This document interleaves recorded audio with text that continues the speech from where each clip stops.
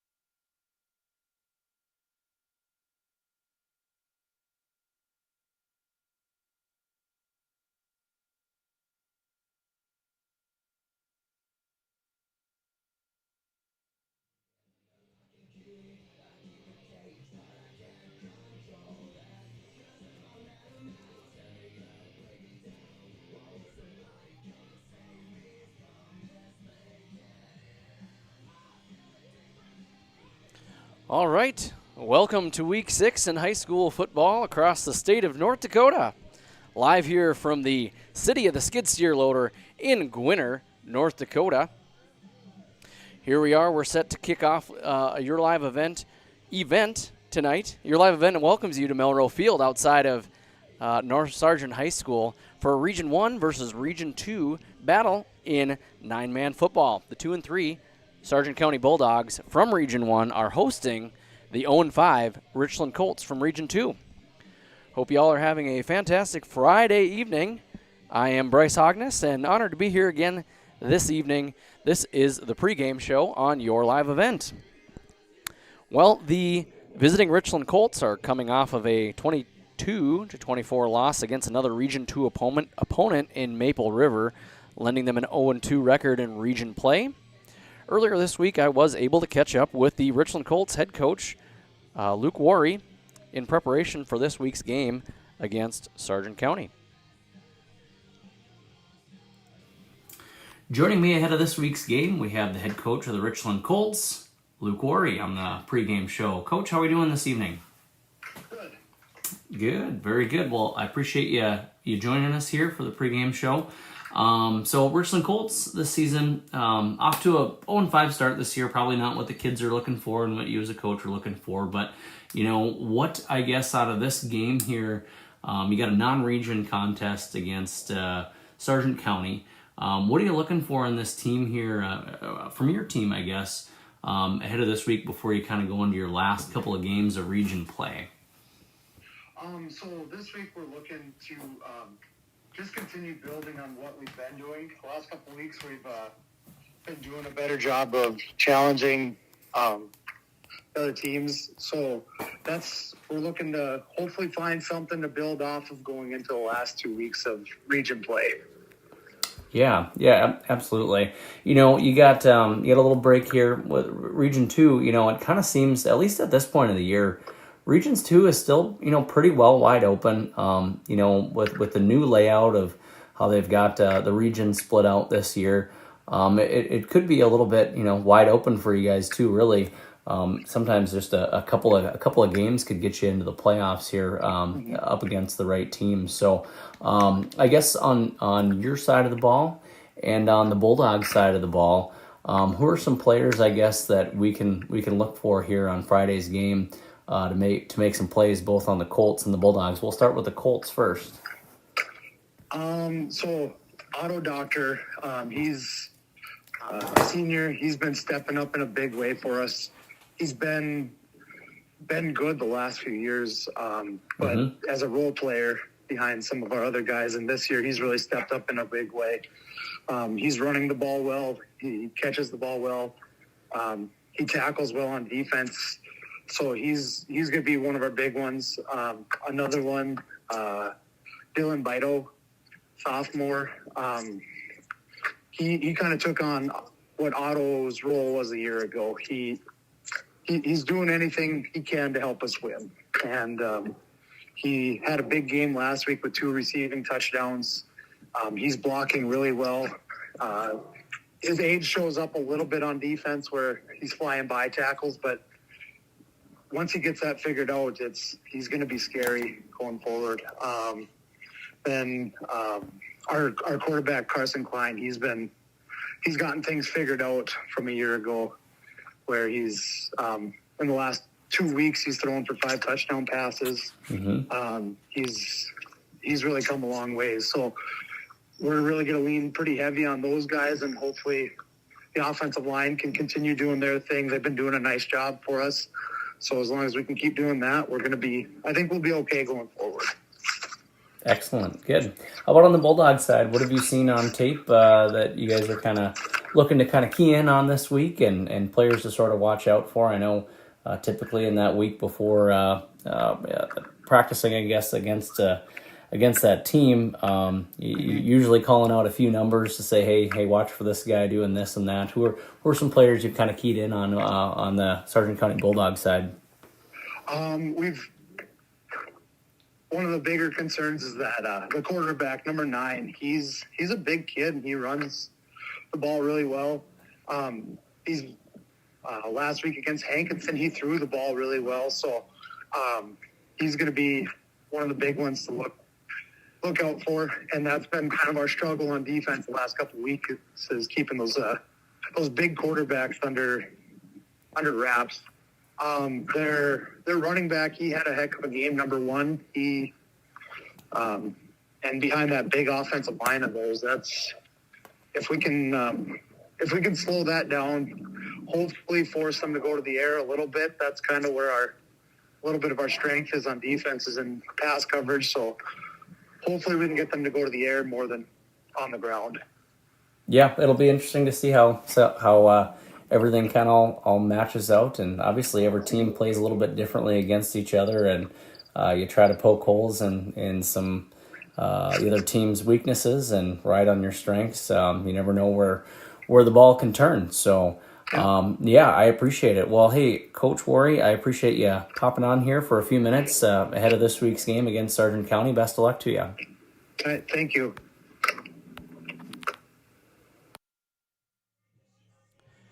That was Coach Worry. We'll be back after a few minutes.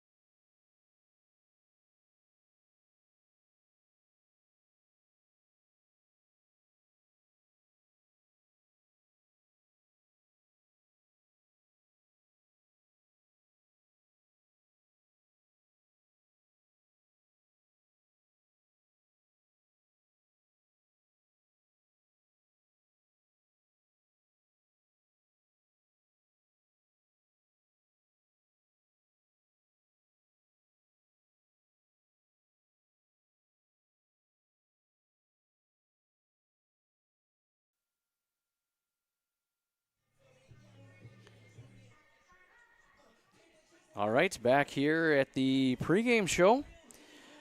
Welcome back to your live event. Once again, we are in Gwinner, North Dakota, getting ready to kick off the second game here at Melrose Gwinner Field.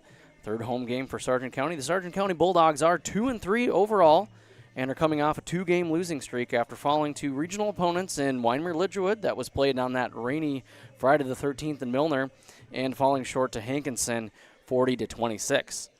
The Bulldogs have an out-of-region game this week in the Richland Colts before rounding off the season with regional games against Tri-State and Lemoore Litchfield Marion. I caught up with the 20-year veteran of the program, head coach Coach Olsen, earlier this week. Joining me here for the pregame show ahead of this week's game against the Richland Colts, we've got the head coach of the Sargent County Bulldogs, Mr. Coach Olsen. Coach, how are you doing tonight? I'm doing well. Thanks for having me. How are you tonight, Bryce? Hey, we're doing pretty dang good. It's drawn towards the end of the week. I understand you're in your sanctuary right now. You just got the lines all drawn up for the game here. This is Thursday night, ahead of the game.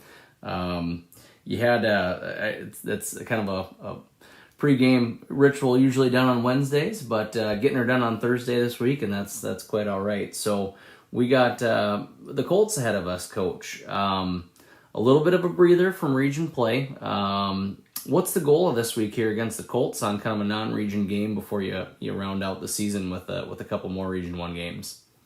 I think just to shore up some of the mistakes that we keep seeing. I thought last week against Hankinson we played a better game. We competed a lot better against Hankinson. I'm not going to lie. I was not thrilled with our team and our what we put out against Weimer-Lidgerwood a couple weeks ago, and we had to do a lot of soul searching, and coaches included, of what needed to change. So no, I thought last week against Hankinson we competed much better. The guys put out a much better effort. But there's still a lot of things that we need to improve upon. Tackling, Rayshawn Earl made us look silly a couple times because we tried to arm tackle, and when you're going up against good runners, arm tackles are not going to bring down good ball carriers, good players. And just driving our feet when we're blocking up front and out on the perimeter, just keep our feet moving. That's one thing we stressed here in practice here this week is, you engage with your man, with the guy you're supposed to be blocking. You have to keep your feet moving because as soon as we stop our feet, that's when they get off the block and make the plays. So it's fundamental things that we continue to work on with our guys. Yeah, absolutely. You mentioned Rayshawn Earl. A kid like that can make a good athlete look a little inferior if he can get around you. Not moving your feet and trying to arm tackle for sure. Richland's got a few good athletes on the team as well. A couple kids that had got good playing time obviously last year too. Who are some of the Colt players that you guys are kind of zeroing in on this week?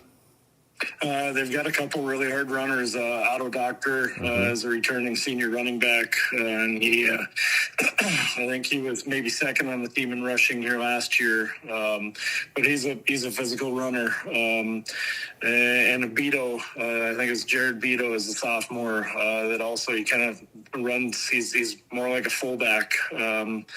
So I mean, they like to pack it in, get all 9 guys in tight, and it's almost kind of a scrum that they that they like to run with their two running backs leading up the way, and even a guard pulling, and just try to get you in tight and see if you can bounce it outside. So they're still a young team. If you look across the board on their linemen, and I mean, they've got a couple seniors, but there's a lot of sophomores on the field, and they were on the field last year as freshmen. So. Yep. So no, we're gonna have to play better. We keep saying that we got to keep improving. Some days we see some improvement, and some days we see a step backwards once in a while. But hopefully we can put all 3 phases of the game together here on Friday night. Yeah, absolutely. It's it's still a game on the schedule. Obviously, right now, looking to round out the season with some regional wins, keep that playoff hope alive. Around Region 1, we've got obviously a big game when Hankinson and Lemoore Litchfield Marion this week. And one of those teams is gonna have a regional loss, right? So there's still a little bit left of the season here. Still a shot for a lot of the teams. I mean, it's still kind of anybody's game, I suppose, to probably get into the playoffs with with the new regional layout and kind of how they're doing things. So what needs to be got to have a strong push, I guess, towards the end, but got to pick up a few of the pointers, like you were saying. Arm tackling, moving your feet. As you look here at the end of the season, we've got 3 games left.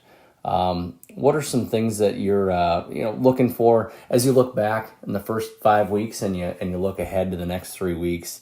What are some things that you're happy with that the guys have been able to kind of zero in on?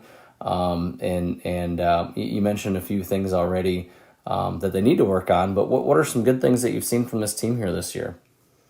Well, we've faced adversity. Obviously losing James Trainer a couple weeks ago in practice to an ankle injury.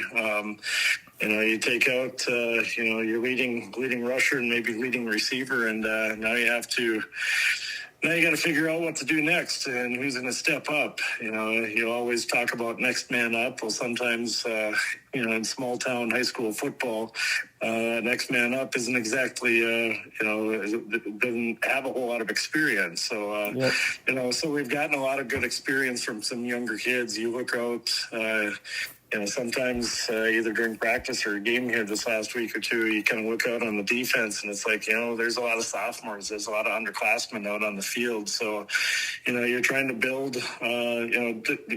obviously trying to win the game at hand and have success with the group that we've got. But then in that same sense, we're trying to teach and build for the future as well. So fighting through adversity and trying to figure out, who is going to be that next guy. And so I guess I'm happy about that. I'm happy to get some of the younger kids some of that experience and hopefully like I said before, we have to control what we can control. We go out here this week against Richland. Do what we can to go out and get a W and play all 3 phases of the game and. Next week, same thing against Tri-State, and we'll see what happens come week 8 if we have anything that we can play for as far as playoff berth. But we can't control what other teams are doing. We got to go out and play our own game. Yeah, well, and like you said a few weeks ago, and I can attest to that too. Each game, the kids want to go out there and get a win. It doesn't matter who it's against or what the stakes are, I guess. They're out there to play football. It's what the kids love doing. So, great. Well, hey, Coach, I appreciate you taking some time here tonight to chat with me. You get some rest. We'll see you out there on Friday. All right. Sounds good. I appreciate it, Bryce. All right. Thank you much, Coach.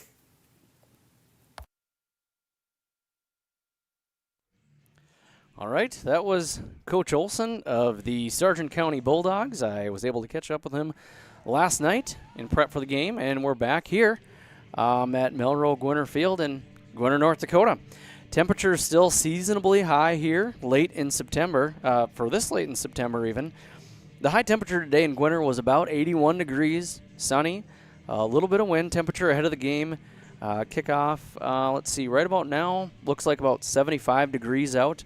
By the end of the game, temperatures could dip down maybe into the mid-60s, but should be a good night.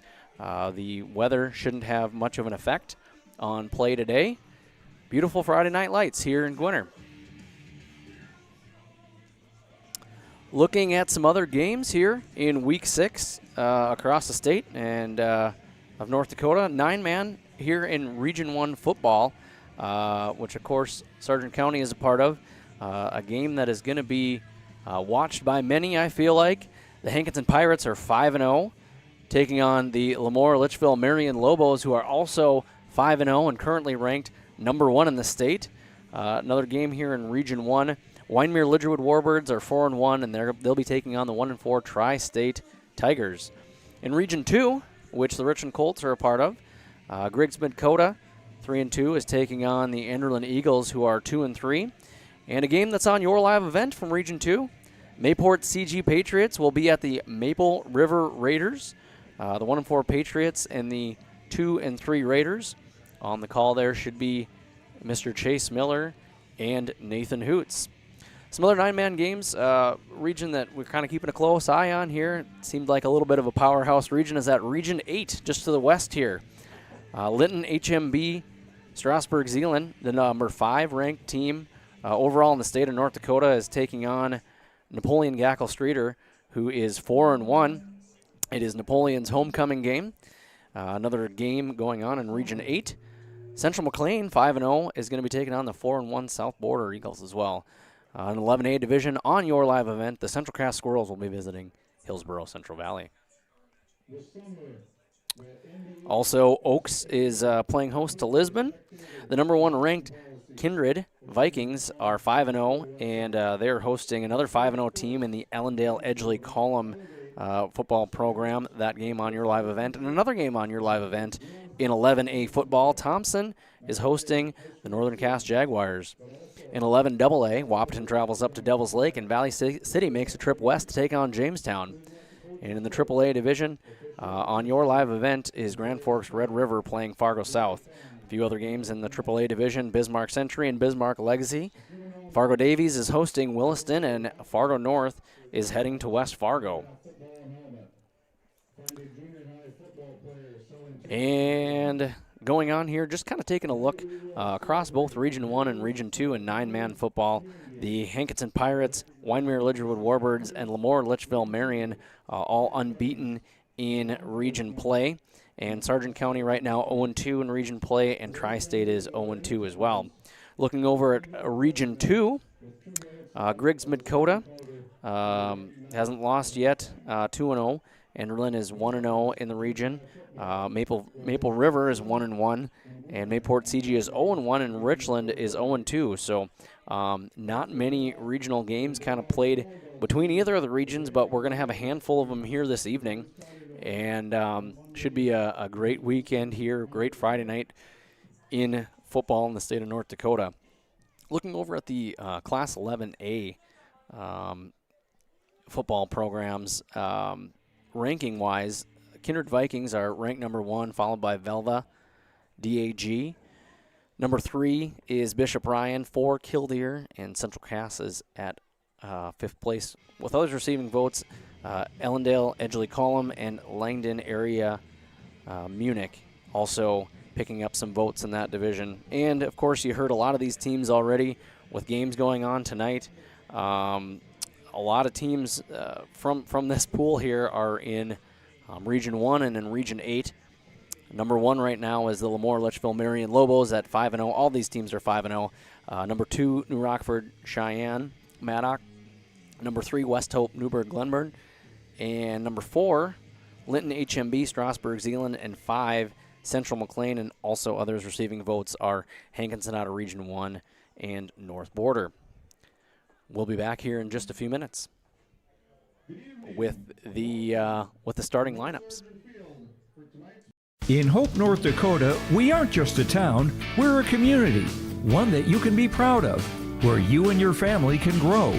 With available jobs, affordable housing, a golf course and pool, the Sportsman Club, and great educational opportunities. There hasn't been a better time to join the Hope community, ideally located between Fargo, Grand Forks, and Jamestown. For more information, go to www.hopend.com. Live, work, and play in Hope, North Dakota. And we'll get into the starting lineups we've got here. We'll start out with the Richland Colts, who are coming out right now, doing their own starting lineups, but we'll do our own here. It looks like the Colts will start out on defense, so we'll announce their defense here pretty quick. At the defensive line position, a junior wearing number 99 is Carter Fife. At the defensive end position, a senior wearing number 66, Ryder Knutson, a defensive lineman who is a sophomore wearing number 52, is Cody Bame. Another defensive lineman is a senior wearing number 17, Logan Friedrich. At linebacker, a sophomore wearing number 32 is Caden Fiskajon. Cornerback who's a senior wearing number 3, Otto Doctor, who you heard the coaches both talk about a little bit earlier. At cornerback, a senior wearing number 10, Preston Schmidt. At free safety, a sophomore wearing number 27, Owen Saylor. And at strong safety, a sophomore wearing number 8, Dylan Bido. And looking over across as the Bulldogs, I believe, will be getting the football first, and will be the ball will be kicked towards the north end zone. That would be on the left side of your screen. The offense for the Sargent County Bulldogs: at left guard, a senior number 54, Colin Olsen. At center, who's also a senior wearing number 79, Robert Mund. At right guard, a senior wearing number 56 is Marcus Mathias. Tight end, a junior wearing number 80, Logan Bope. The other tight end wearing number 10, who is a junior as well, Jace Fury. At wide receiver position, junior wearing number 12, Zabin Olafson. At running back, a sophomore wearing number 42 is Charlie Hogness. And a running back who is a junior wearing number 1 is Ryan Ing. And at quarterback, the senior wearing number 9 is Michael Hoisted. The Bulldogs are coached by Eric Olsen and assistant coaches Randy Searstead, Keen Nelson, Nick Furch, and Tanner Zendika. And the Richland Colts are coached by Luke Worry and assisted by Pierce Moline.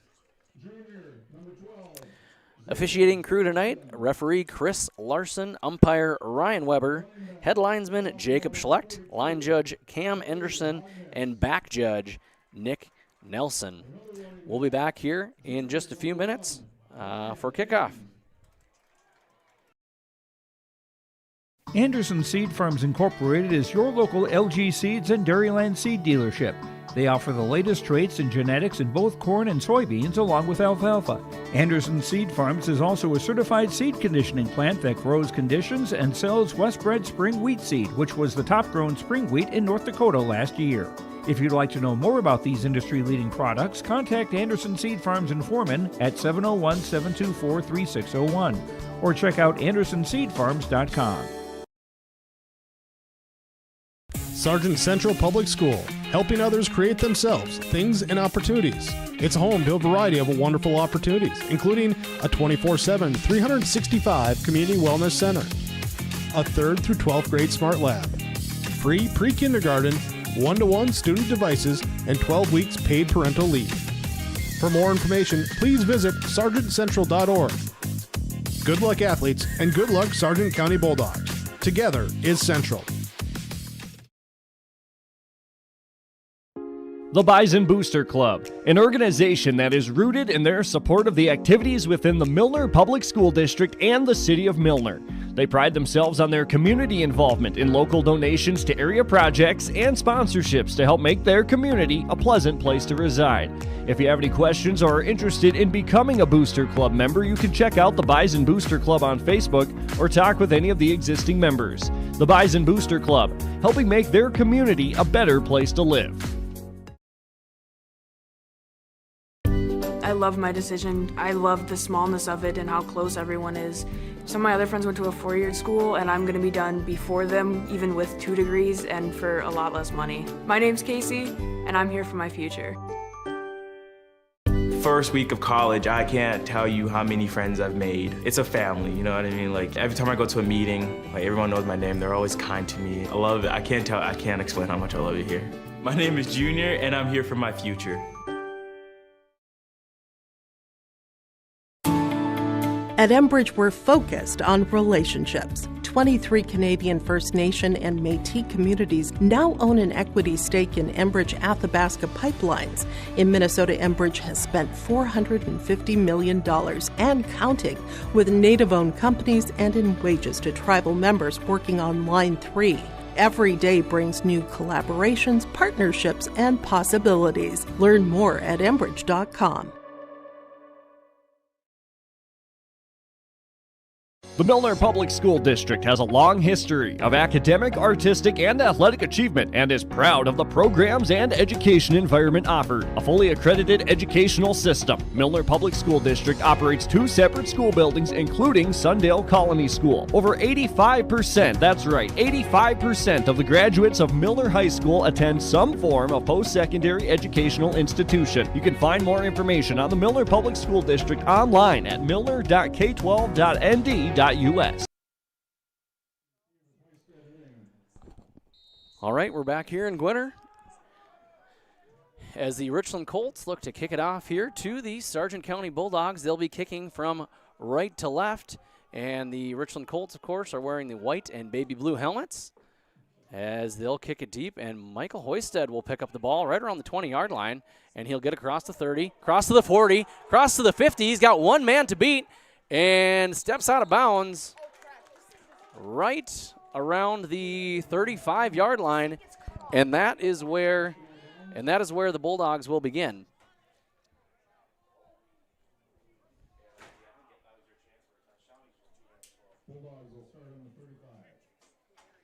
So it'll be 1st and 10 for Eric Olsen and his crew.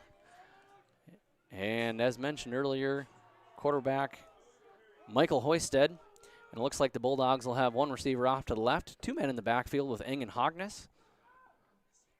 And Hoisted will send a man in motion. That's Olafson. He'll go around the backs, pitch it over to Ing on the left side, and Ing's able to make 1 or 2 men dance and miss, and he's going to break free for a Bulldog first down. He'll get across the 25-yard line into right around the 24, and that'll be a first down for Sargent County.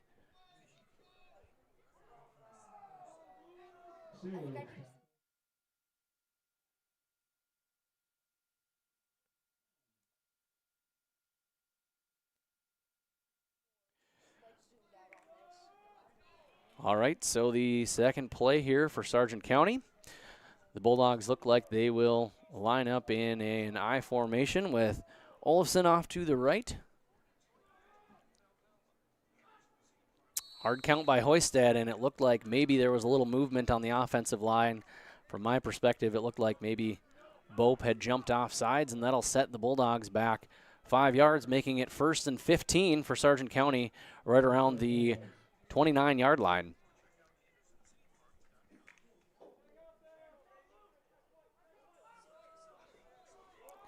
Bulldogs again in an I formation. Olafson to the right. Hogness and Ing in the backfield. And Hoisted will hand it off to Ing. Ing will spin around, make one man miss. Comes back up around the left side, and he'll get across the 20-yard line again, get all those yards back, and then some that they lost on the false start. And they'll get to right around the 19-yard line, bringing up 2nd and 5, a long 5 for Sargent County.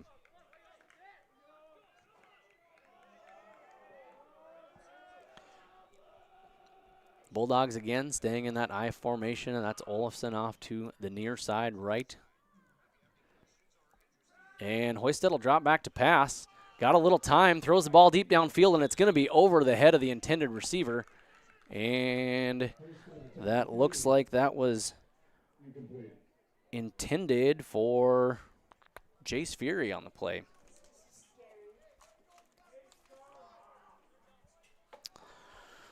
Third and 5 for the Bulldogs on their first possession of the game here. And the clock right now is at 10:25.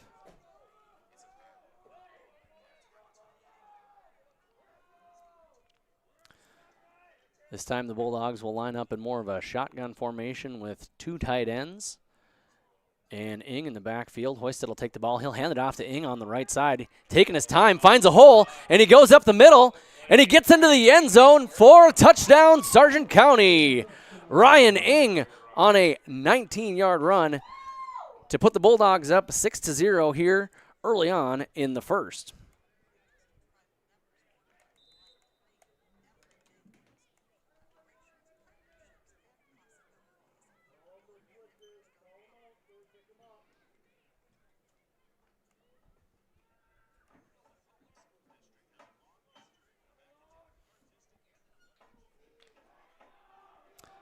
As the Bulldogs break the huddle, it looks like they will be going for two. They've got their wide receivers split out, one to the left, one to the right. Ing the lone back. And looks to be a flag on the play. And that is the delay of game on Sargent County. That'll push them back another 5 yards, making it a little longer to go for that 2-point conversion.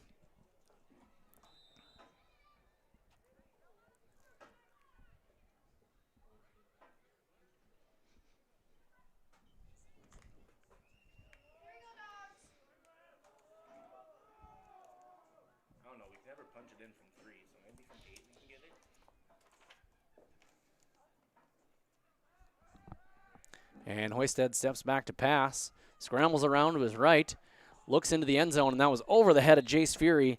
And the 2-point conversion will be unsuccessful, and the Sargent County Bulldogs will hold a 6-0 lead here with 10 minutes and 18 seconds to go in the first quarter. We'll be back in just a minute. Now available, the 2024 R&J Sports Fall Sports Guide. The digital version of the R&J Sports Fall Sports Guide is available at rjbroadcasting.com. This year, featuring schedules for the fall sports teams in the region, along with photos, coaches' bios, and highlights from the 2023 season and the fall broadcast schedule for R&J Sports and YourLiveEvent.com. The digital version of the 2024 R&J Sports Guide is available now at rjbroadcasting.com. Let the geeks at GK Technology help you with your agricultural data. Their agronomists know agriculture. When it comes to creating soils and zone maps to maximize yields in your fields, you can trust the people with decades of experience in site-specific agriculture. Everyone at GK Technology has a background in agriculture, so they know what makes a farm run, and they speak your language. The geeks at GK Technology. Back here at the field, it looks like the Colts will pick it up. They'll pitch it off to the back of Otto Doctor. And Doctor will bring the ball to right around the 33-yard line, and that's where the Colts will begin their first drive of the game. As mentioned earlier in the pregame for the Richland Colts, quarterback is their junior Carson Klein. And he will bring the huddle out as the Colts are going to spread this one out. One receiver to the near side, three off to the right, and one in the backfield. As Klein will take the snap, fakes the pass, and it's batted down almost immediately. And the Sargent County Bulldogs will stop that one before that even gets across, across his body hardly.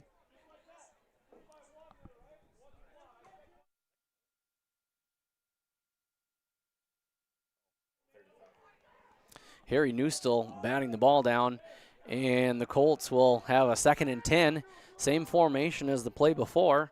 He'll take the snap, quick to off to the right, but Sargent County is there again. That time Logan Bope getting his arm out there and batting the ball away immediately, giving the receiver absolutely no chance for that one.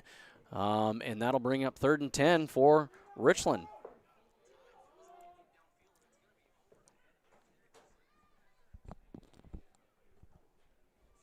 Klein brings the play in from Coach Worry, and they break the huddle. This time the Colts will line up with trips off to the near side, the left, and one to the right, one man in the backfield.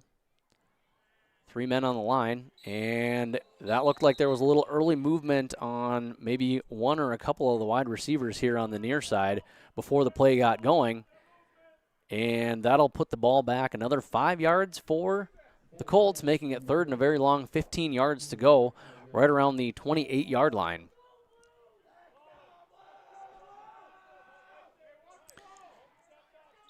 And the Colts will continue to spread out their offense.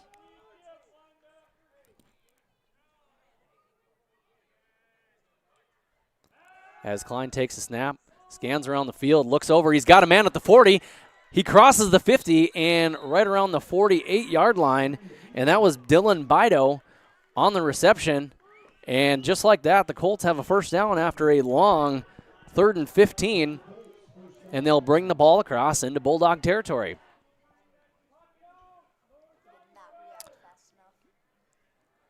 That was, they'll place the ball here right around the 49-yard line, just inside Bulldog territory.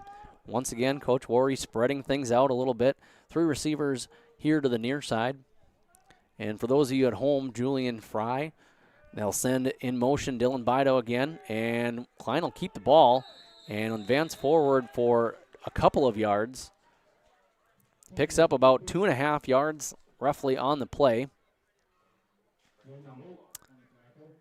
And that'll bring up second and a long 7 for the Colts.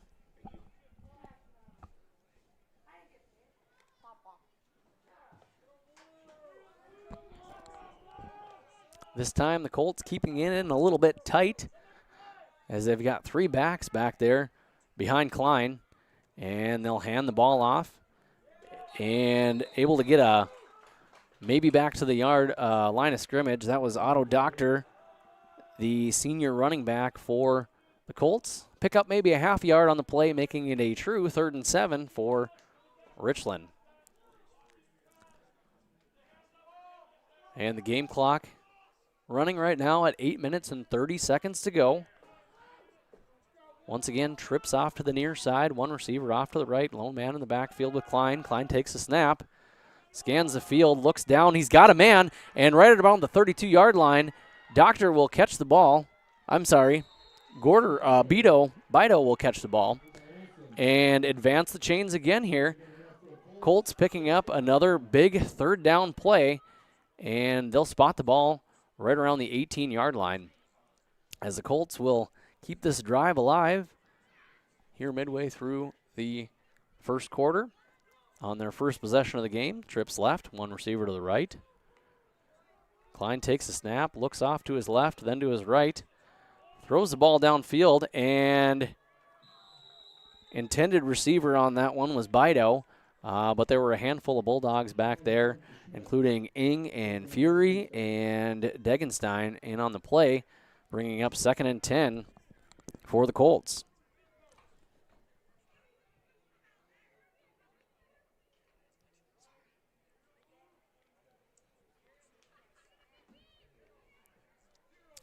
Colts again with 3 to the near side, 1 to the far right.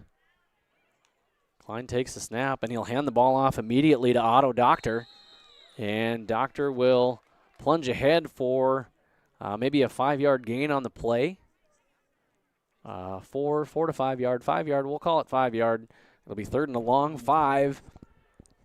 Once again, we'll see if the Colts can convert on a 3rd down. They've done it the last couple of times.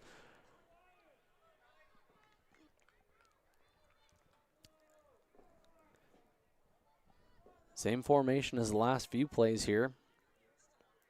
They'll send Bido in motion. They'll hand the ball off to Doctor, and Doctor is stuffed right away. Charlie Hogness in on the play, and that'll bring up 4th down. Looks like maybe a short loss on the play. Almost got back to the line of scrimmage there. And we've got 4th and about 6 yards to go for the Colts.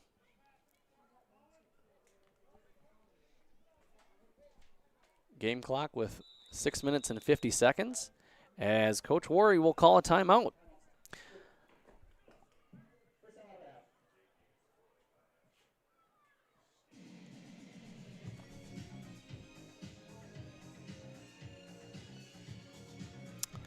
And that first timeout of the half, our timeouts are brought to you by Bank North. Good sportsmanship is a valuable trait that goes far beyond the game. For Bank North, it is achieved by helping their customers pursue their dreams and financial goals while supporting and improving the great local rural communities around them. It's values-based banking. To learn more, visit ibanknorth.com, member FDIC, and equal housing lender.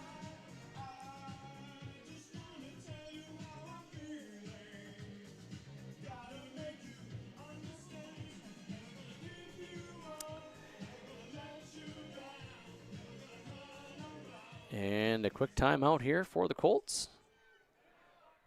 They'll get back here on the field. And they'll line up for a field goal. And the kick is up. and it is no good. It looked like it was off to the left, and so that field goal was no good. Julian Fry, the senior kicker, on a attempt that was no good.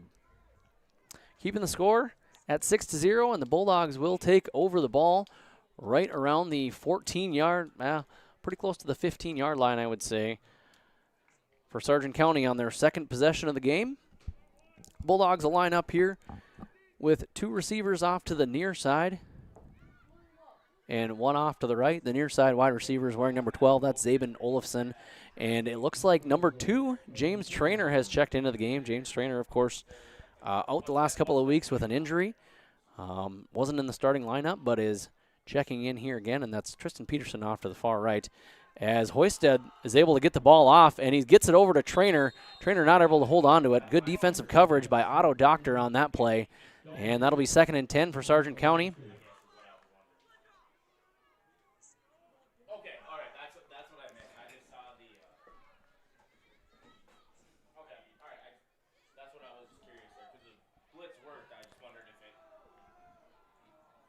And Olafson checks in. Charlie Hognes checks out. And the Bulldogs line up with a one receiver off to the left, one to the right. Ing in the backfield with Hoisted. 2 tight ends in on the play. And Hoisted will keep it along the right near side. And he'll bring it back up the middle. He's got some room. Makes a few men miss. He gets across to the 40-yard line. And a few Colts are there to get him pushed out of bounds, but not before he gets into Colt territory, and that'll be a first down for Sargent County here with 6 minutes and 31 seconds to go in the first quarter.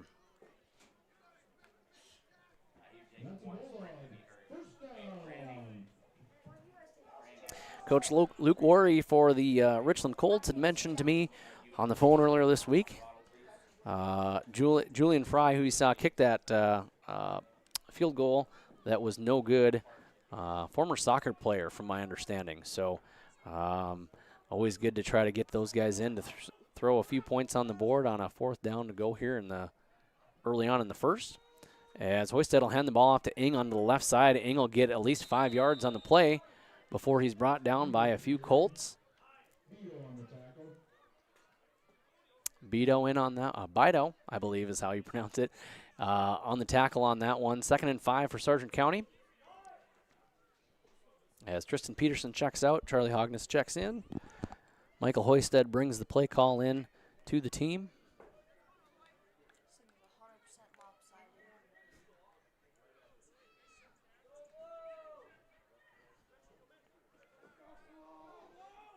Bulldogs come off to the line.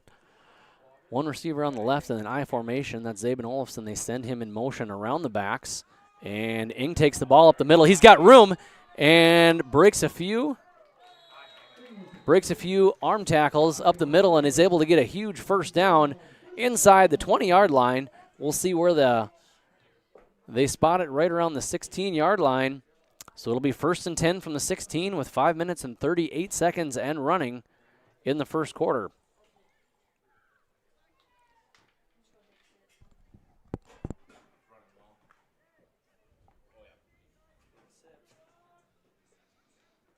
Bulldogs come up to the line.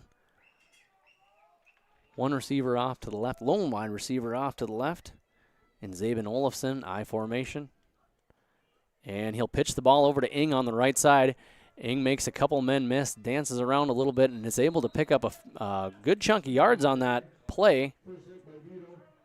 And it looks like they'll give him about 7 yards on the play, bringing up 2nd and 3 for Sargent County before Bido is able to get Ing down.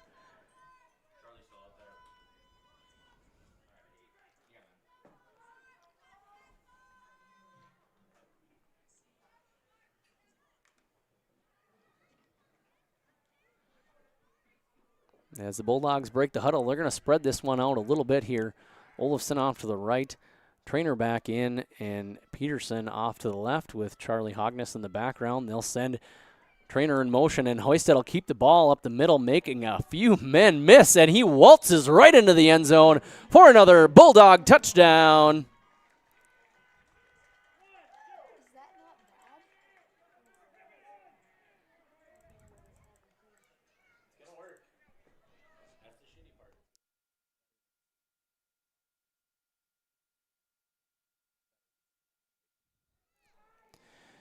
And the Bulldogs look like they are going to kick an extra point here, as Trainer is the holder and Hoisted is the kicker.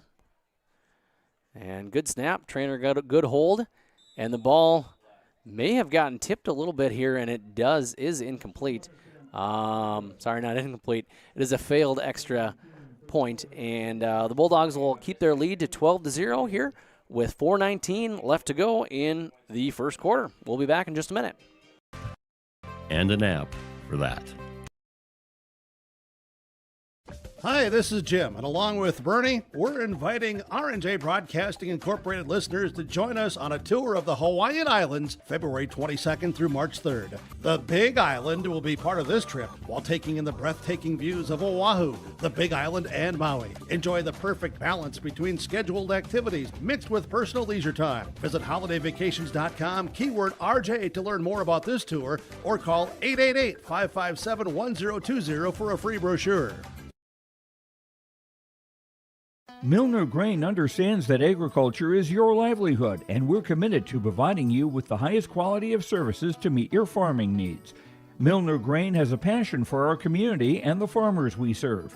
Milner Grain is locally owned and operated. When you're looking for a partner in the field, look to Milner Grain. Call 701-427-5284 or check out Milner Grain. And Peterson kicks the ball off to the Colts, and it looks like they'll receive the ball and able to short kick. They're able to get it near the 50, or near midfield, I should say. Looks like they'll place the ball right around the 48-yard line in Colt territory. Just a reminder, the junior high football players are walking around selling tickets for a Bulldog autograph football and helmet.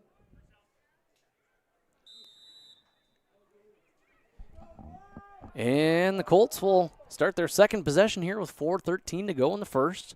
And they'll spread things out a little bit again here. And could have been some early movement there, but there was didn't show to be, as Klein steps back to throw the ball to Julian Fry downfield. But Peterson was right there, able to bat that ball away. And it'll be, it looks like they may have called a flag here on the play. And that was an ineligible man downfield. And it looks like Sargent County will take the loss of down on that one. And it'll be 2nd and 10 for the Colts.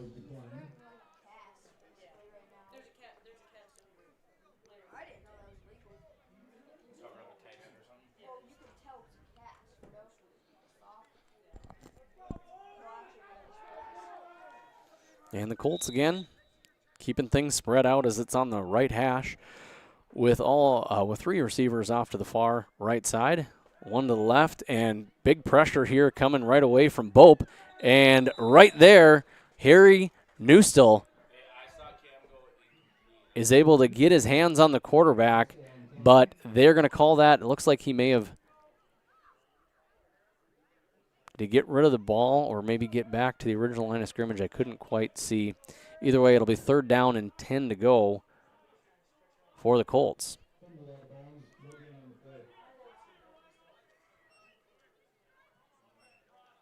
This time they'll bring 3 receivers off to the near side. 1 to the right, 1 in the backfield with Klein. Klein will take the ball, scans the field.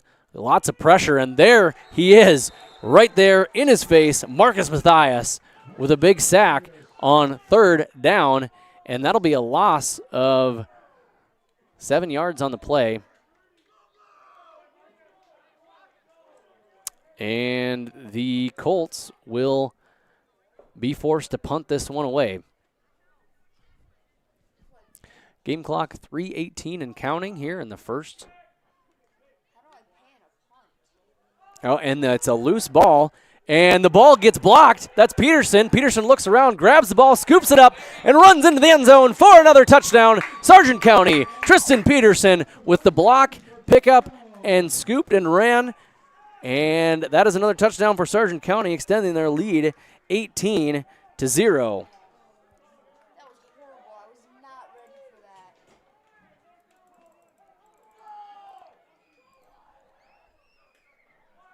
3:03 to go as Peterson able to keep on his feet after scooping that ball up after that block with a little bit of a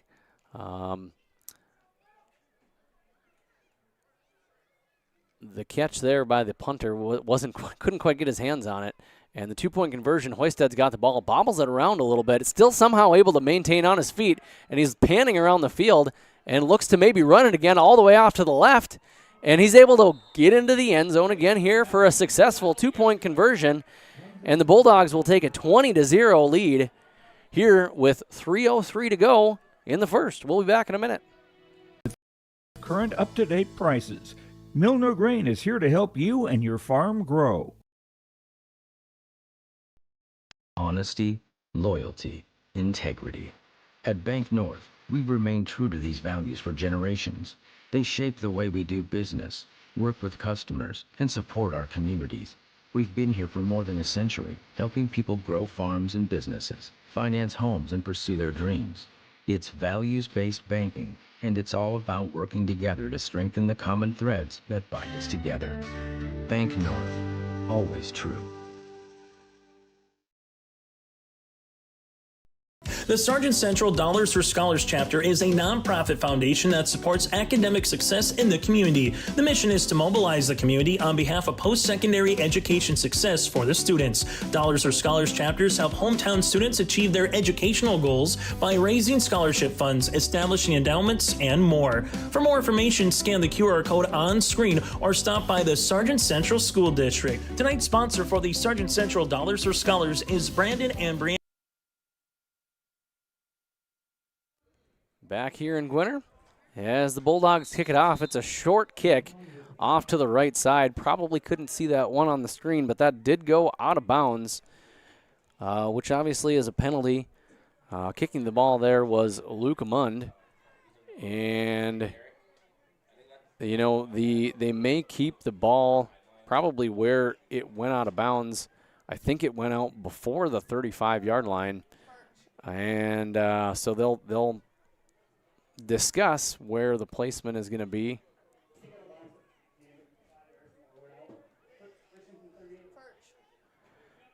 All right, so since the ball was kind of kicked out of bounds, the Colts will start their next possession here right around the 38-yard line as Klein takes the pass. He's got pressure, and he's got a man, that's Bido.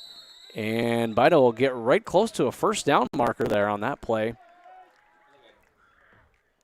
We'll see where they end up spotting it.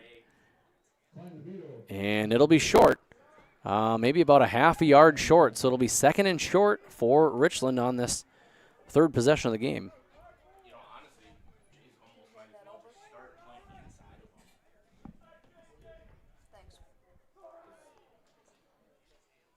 And they'll send a man kind of in motion there. Klein, quick pitch off, and goes right into the hands of Owen Saylor, but he isn't quite able to hold on to it. That was kind of a bullet pass to him, if you may, and not quite able to hold on to the ball.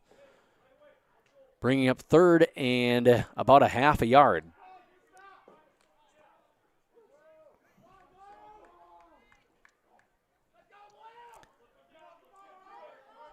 Once again, spreading things out with 3 off to the far side.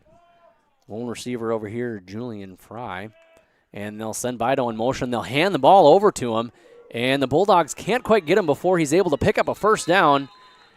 And in on the tackle, Peterson, Olsen, Hogness all in there trying to get the ball down, get the player down, but not before picking up a significant gain.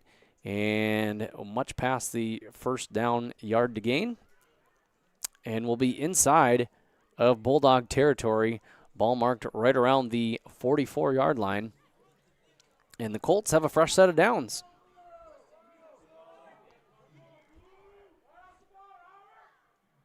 Keeping things spread out again. Klein takes a snap, drops back, and has got a man. That's Fry.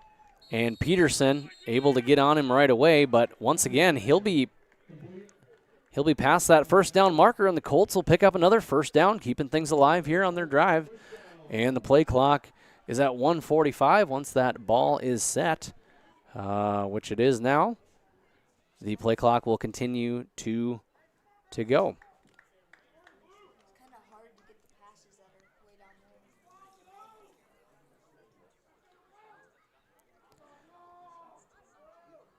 Fry, the lone receiver, off to the left side. Doctor in the backfield, and he'll hand the ball off to Doctor, but he's met right away. Colin Olsen. And Doctor is not able to get anywhere. We'll lose a couple of yards on the play. It'll be 2nd and 12 for the Colts.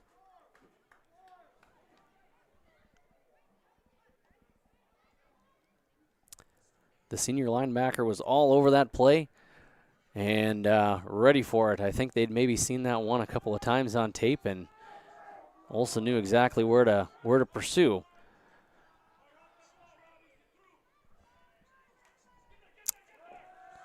Snap is off, and it looks like he'll be forced to run, and Klein is able to almost get to the original line of scrimmage. He'll maybe lose a half a yard on the play, and it'll be third down and right around 13 yards to go. We've got 25 seconds left here in the quarter, and they may let this one go, and it looks like they will. The play clock and game clock were a few seconds apart from each other, so that'll bring us to the second quarter. We'll be back with second quarter action here in Gwinner. Right now the score, the visiting Richland Colts 0, the Sargent County Bulldogs 20. We'll be back in just a minute. Sargent Central Public School, helping others create themselves things and opportunities. It's home to a variety of wonderful opportunities, including a 24/7, 365 community wellness center, a 3rd through 12th grade smart lab, free pre-kindergarten, 1-to-1 student devices, and 12 weeks paid parental leave. For more information, please visit sargentcentral.org. Good luck, athletes, and good luck, Sargent County Bulldogs. Together is Central. Every Wednesday night at 7, watch the YourLiveEvent.com Coaches Show presented by the Hillsborough Economic Development Corporation. Stay up to date with the latest goings-on in the region, as we'll hear from area coaches in North Dakota and Minnesota. Plus, we'll highlight area high school seniors on their achievements in the classroom and on the court with our Senior Spotlight. That's the YourLiveEvent.com Coaches Show presented by the Hillsborough Economic Development Corporation, Wednesday nights at 7 on YourLiveEvent.com. The Milner Public School District has a long history of academic, artistic, and athletic achievement and is proud of the programs and education environment offered. A fully accredited educational system, Milner Public School District operates 2 separate school buildings. After a quick quarter break, we'll flip fields here as the Colts will head south on 3rd and 13, and he gets the ball off deep downfield and right through the hands. Julian Fry was there. Good pass downfield by Klein. And Fry isn't quite able to hang on to that one. May have been a little Friday night lights in the eyes as the ball was coming down at him inside the 10-yard line. And that'll bring up a 4th and a long 13 for the Colts. A few substitutions coming in for Richland. And the Colts will have 3 out to the right here, near side of your screen. And a flag before a dead ball foul before the play and before the ball had snapped. And we've got an offsides on the Colts, so that'll set them back another 5 yards. And Colts have got a 4th and very long to go here to begin the second quarter.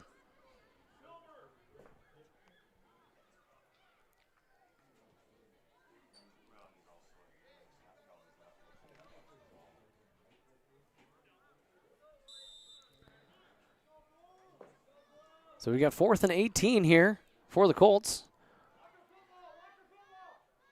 They'll spread 3 off to the right. As Klein drops back to pass, he's got a little pressure and gets off the ball in time, but Ryan Ing was right there. Intended receiver on the play was number 3 for the Colts, Otto Doctor, and that'll be a turnover on downs. Sargent County will take the ball over just past the 40-yard line on their side of the field. In case you missed some of the scoring action earlier, with 10:18 to go, Ing had a 19-yard touchdown run, and with 4:19 to go in the first, Hoisted had a keeper, got in the end zone, 2-point conversion, no good. And the following possession that the Colts had with just about a minute shaved off the clock here, they had went 4 and almost out, but the punt was blocked by Tristan Peterson. Tristan Peterson able to pick up the ball after that block and run into the end zone, bringing us here 20-0. And that ball goes off the Trainer here on the near side. Trainer gets across the 45-yard line, and he'll step out of bounds right around the 43. And Trainer able to get his first yards here on the game.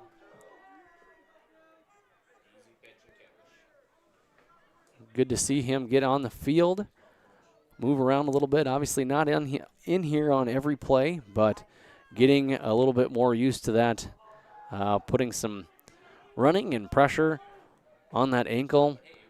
Was able to practice a bit here this week. And the Bulldogs will line up with Trainer and Peterson to the near side here, and Olafson off to the right. They'll send Trainer in motion to the right. Hoisted will throw the ball to Peterson. Peterson able to pick it up, but not before he runs into one of the umpires, Ryan Weber. And the Bulldogs will get about 8 yards on the play, bringing up second. Well, check that, maybe close to 9. We'll call it 8.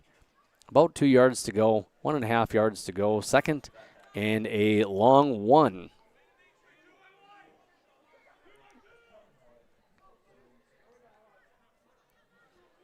And on the near side, we've got wearing number 84, Peterson, and Bope wearing number 80. They'll send Trainer in motion to the left. Hoisted drops back to pass, but that ball is batted down right away. Dylan Bido all over that one. And we've got a 3rd and short situation for Sargent County on the Colts side of the field.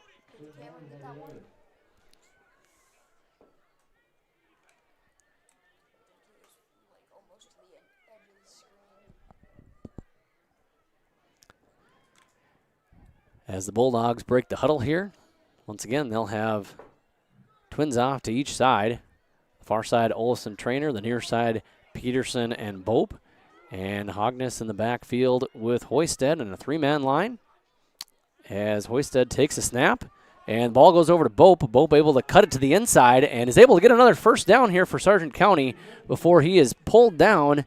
And it looked like that was Caden Fiskajon on the tackle, but not before a Bulldog first down, advancing the ball to right around the 27-yard line for Sargent County.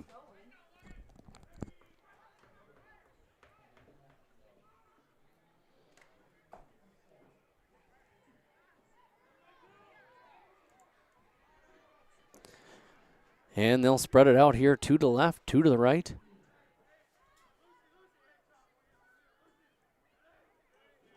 And he'll put Hogness off to the right side here as Hoisted takes a snap. A little bit of pressure, able to get the ball downfield to Trainer. Trainer's able to grab the ball and get it in the end zone for a touchdown. James Trainer on another Bulldog touchdown here with 10 minutes and 13 seconds to go in the second quarter. The Bulldogs put another 6 points on the board.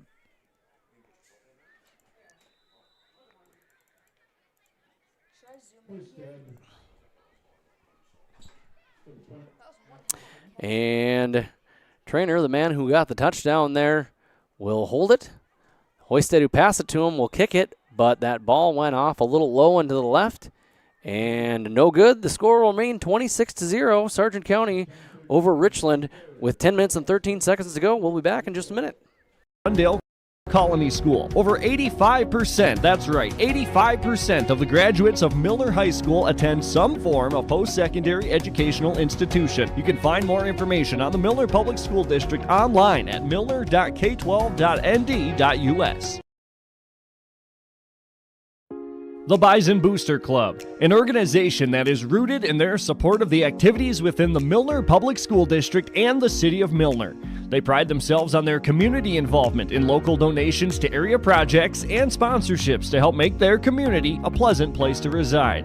If you have any questions or are interested in becoming a Booster Club member, you can check out the Bison Booster Club on Facebook or talk with any of the existing members. The Bison Booster Club, helping make their community a better place to live.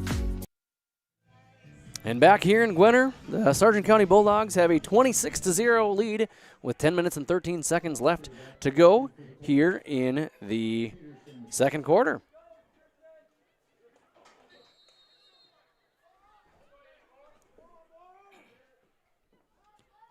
And Peterson kicks this ball off this time. That ball's going to hit the ground right around the 25, roll to about the 20 before it's picked up and taken to maybe the 22-yard line. And that is where the Colts will begin. Well, here we're in the broadcast booth brought to you by Stock Growers Bank. Stock Growers Bank is your small town bank and big time partner. With the Stock Growers mobile app, experience banking at your fingertips, anytime and anywhere. Bank near so you can go far with Stock Growers Bank. Member FDIC, equal housing lender.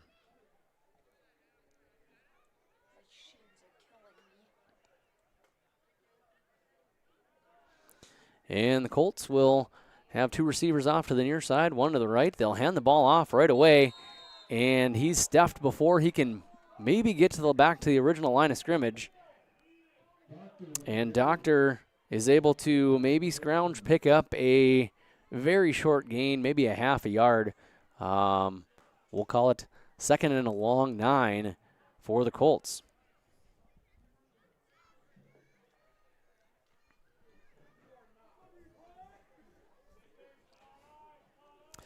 Colts this time will have twins on the near side here.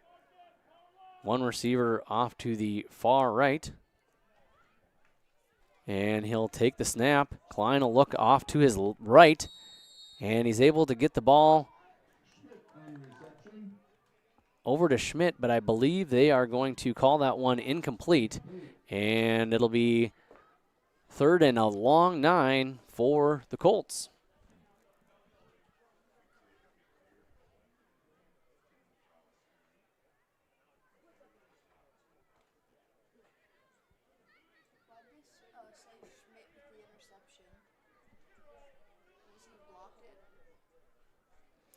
They'll have trips off to the side here. I'm not sure if you can quite see the camera angle on the close side, but there's trips off to here, one to the far side left.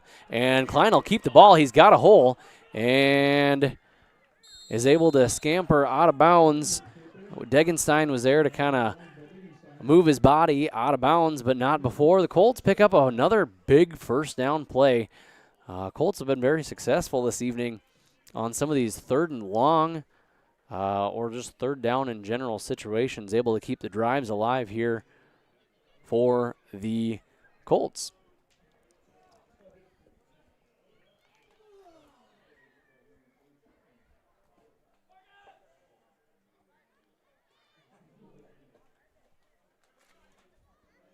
And Matthias will check out. Luke Mund will check in. Two receivers here to the near side, one off to the left. And Klein will step back, throw to his left, and he's got his receiver, able to catch the ball right around the 45-yard line. He'll have a little forward progress. He was dragged back a little bit farther there, and that was Fry on the reception, picking up about 7 yards on the play, bringing up second and a long 3 for the Colts.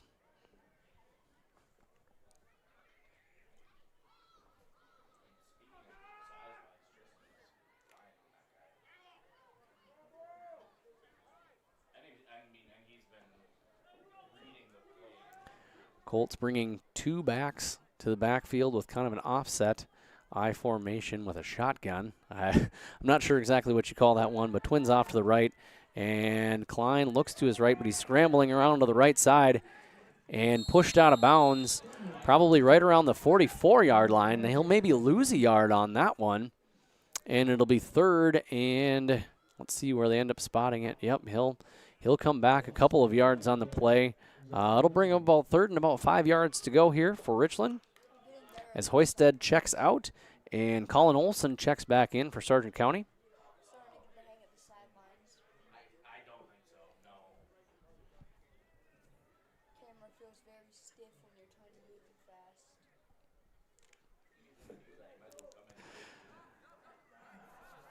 As the Colts break the huddle.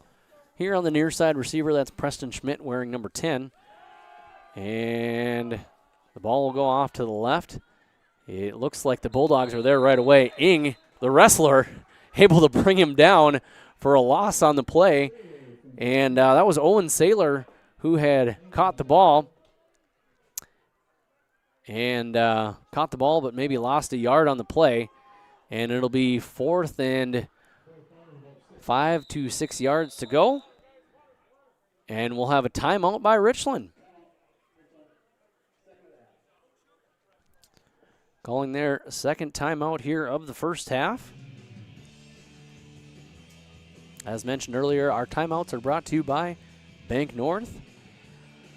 Currently 7:53 to go in the first half. Stick around for the halftime show. We will have some updated scores from around North Dakota. If during the halftime, feel free also to check out some of the other games on your live event. A couple of big ones going on tonight.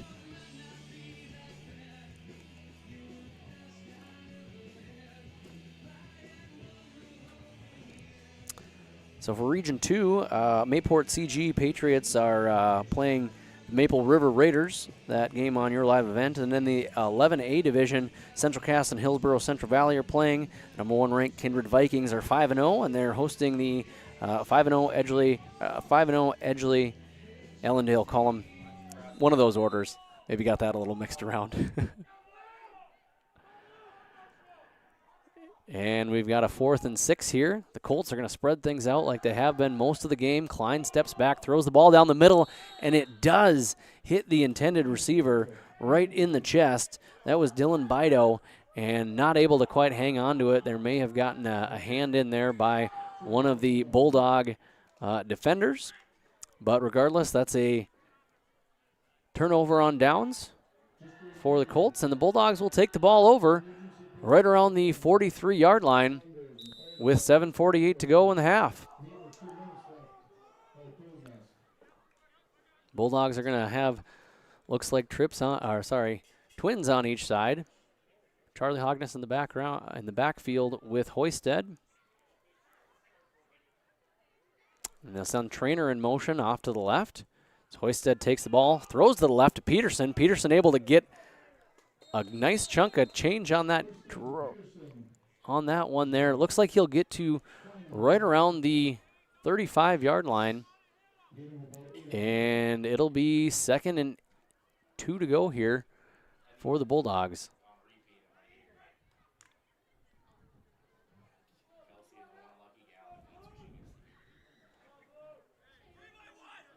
And they'll have trips on the near side here. That's Peterson, Bope, and Trainer on the near side. Olafson off to the left, off to the right. Hoisted drops back, looks to his right initially, and he's going to throw the ball downfield to Olafson. And ball a little bit short and behind Olafson, the intended receiver on the play, so it'll be 3rd and 2.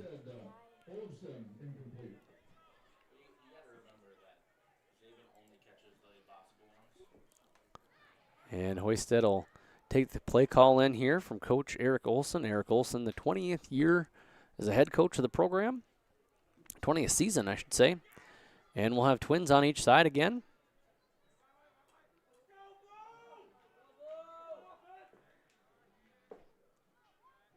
Hoisted takes the snap, and he'll keep the ball up the middle. Tries to give a little, makes a spin move, puts a couple of guys on the ground. Hoisted jumps over another one before he steps out of bounds and just powers over a couple of the Colt defenders. And that was That was a nice football play there by the senior quarterback, Michael Hoisted, on the keeper. Able to kind of do a few spin moves, a few stiff arms, jump over a guy. Bringing it all on that play there. And it'll be 1st down and 10 here for the Bulldogs on the Colts 23-yard line, as we'll have 3 receivers here off to the near side, and lone receiver Olsen off to the right. Hoisted takes a snap, looks off to his right, fumbles the football, able to pick it back up. He's got time back there, throws the ball onto his left, and that's Trainer again on the left side of the field, and he gets in the end zone for another touchdown, James Trainer. 6:41 to go here in the first half, and that pass from Hoisted to Trainer gets in the end zone for a touchdown. Puts another 6 points on the board for Sargent County, extending their lead 32-0 here.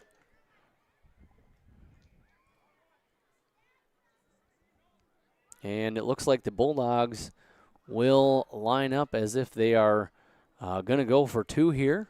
Hoisted and Ing back there.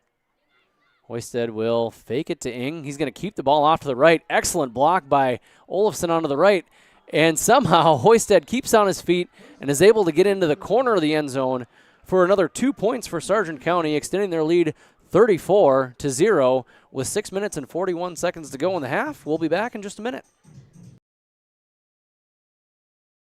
In Hope, North Dakota, we aren't just a town, we're a community, one that you can be proud of, where you and your family can grow. With available jobs, affordable housing, a golf course and pool, the Sportsman Club, and great educational opportunities. There hasn't been a better time to join the Hope community, ideally located between Fargo, Grand Forks, and Jamestown. For more information, go to www.hopend.com. Live, work, and play in Hope, North Dakota. Anderson Seed Farms Incorporated is your local LG Seeds and Dairyland seed dealership. They offer the latest traits and genetics in both corn and soybeans along with alfalfa. Anderson Seed Farms is also a certified seed conditioning plant that grows, conditions, and sells Westbred Spring Wheat Seed, which was the top-grown spring wheat in North Dakota last year. If you'd like to know more about these industry-leading products, contact Anderson Seed Farms in Foreman at 701-724-3601 or check out AndersonSeedFarms.com. Back here in Gwinner, as the Bulldogs kick it off, that's Peterson, and he'll kick it off. And that ball, again, will go out of bounds on the right side. Flags will come out. Ball went out of bounds right around the 38-yard line.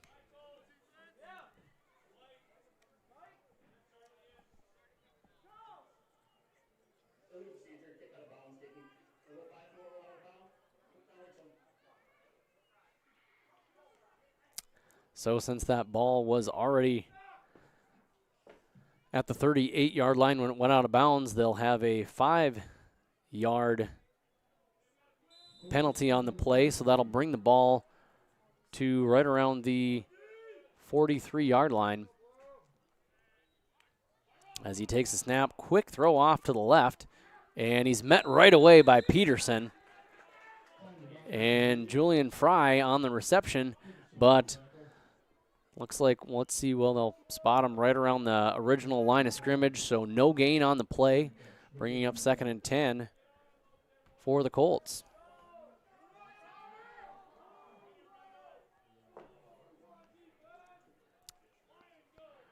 Twins off to the near side, one receiver off to the left, and they'll pitch the ball in the backfield over the Doctor. Doctor is met by Mr. Ing, Ryan Ing. And he'll pick up about 5 yards on the play, bringing up 3rd and 5 for the Colts.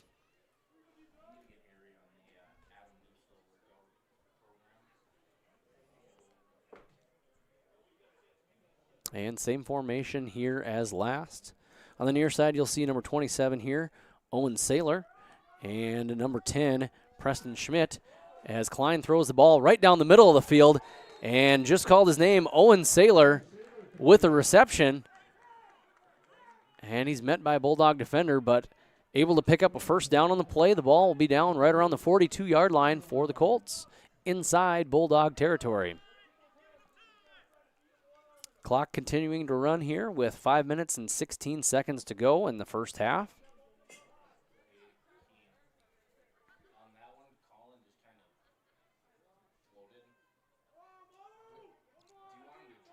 And same formation as last.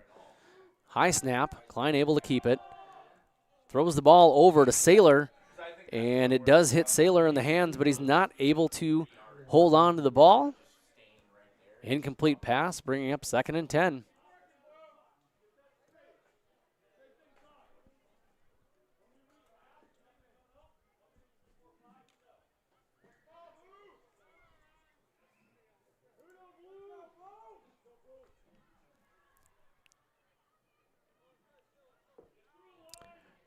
I formation with 2 receivers to the right, 1 to the far left side. They'll pitch the ball over to Doctor. Doctor's got a little bit of room, and he's able to stay on his feet, past that first down marker to gain, and the Colts will get a first down to keep this drive going. And they'll place the ball inside the 30-yard line, right around the 29.5-yard line, we will call it. And a fresh set of downs for the Richland Colts.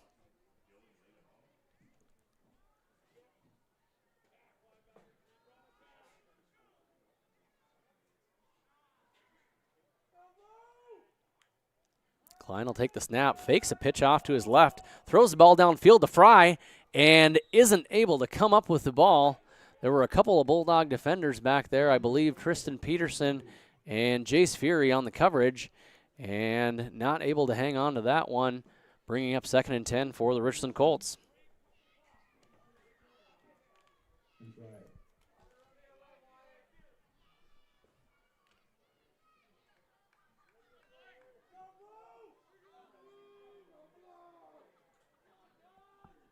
Keeping things same formation as previous 2 plays from now. They pitch the ball off to Doctor onto the left side, and he had a couple of blocks, but the Bulldogs were all over that one. And a few Bulldogs looked like were over there. Mund, Bope, and Newstall appeared to be in the area, and the Colts lost a little bit of yardage on that play. We'll bring up 3rd and a long, 11 yards for the Colts. As Robert Munn checks out of the game.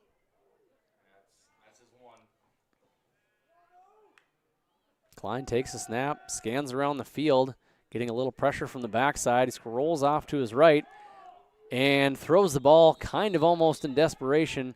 The only wide receivers or the only players maybe in that area vicinity was Otto Doctor and Julian Fry. But really nowhere near the intended receiver. So we'll have a 4th down and a long 11 yards to go for the Richland Colts. Play clock stopped with that incomplete pass. 3 minutes and 32 seconds to go in the first half. And the Colts will bring trips off to the right side. Preston Schmidt along with, it looks like there was maybe a little early movement, but nothing called there. As Klein scrambles, somehow able to kick on his feet, making some Bulldogs miss before he is jersey tackled, essentially, by Harry Newstall. And the Colts able to pick up some yardage on the play, but it doesn't matter. That ball is turned over. It wasn't quite the 11 yards to gain. Maybe picked up about 5 or 6 on the play. And the Bulldogs will take over on downs right around the 20. We'll call it 26-yard line on the Colts side of the, on the Bulldogs side of the field. Bulldogs taking possession here. Your right is south, left is north. The Bulldogs have got 2 receivers off to the right, and they'll pitch the ball over, swing pass over to Hogness, and he is able to pick up about 4 yards on the play, bringing up 2nd and 6.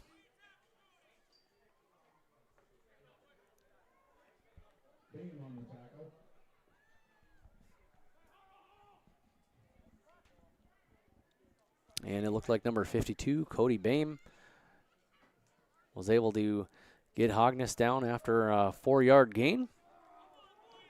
And the Bulldogs again with twins off to the far side. That's Trainer and Olafson with Peterson on to the near side. Hogness in the backfield.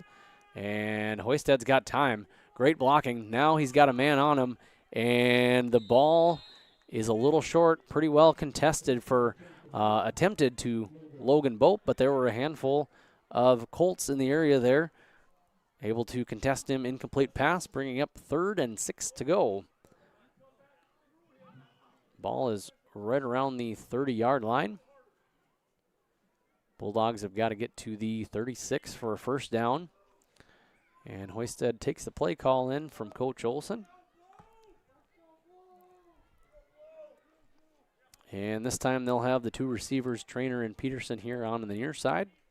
Olsen off to the far right. And takes the pass. And it's got Bope right up the middle, and it looks like Bope will have enough for a first down. And kind of tried to pitch the ball over a last-ditch effort to Trainer there, but the already called down on the play before that. Forward progress, and they'll mark him down around the 38, which is where the Bulldogs will have another fresh set of downs. 2 receivers off to the far side, 1 on the near. And Hoisted drops back, scans the field, got some time, has Peterson, and the ball was maybe right on that right shoulder pad, couldn't quite hold on to it. If he had that one, it would have been a foot race to the end zone, as he basically had one man to beat.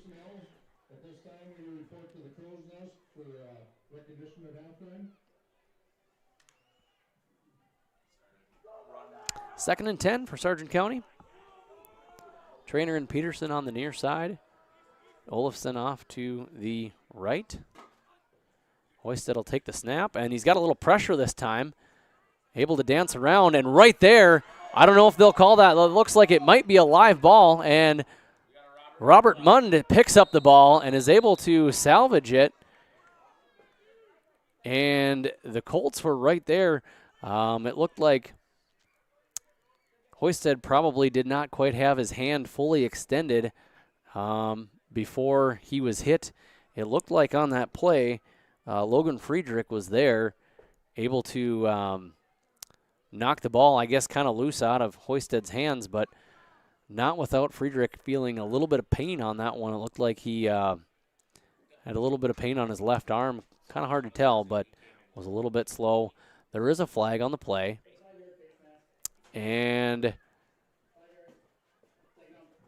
there was a face mask, it looks like, on the play on the Colts. So they will give the Bulldogs 5 yards on that one.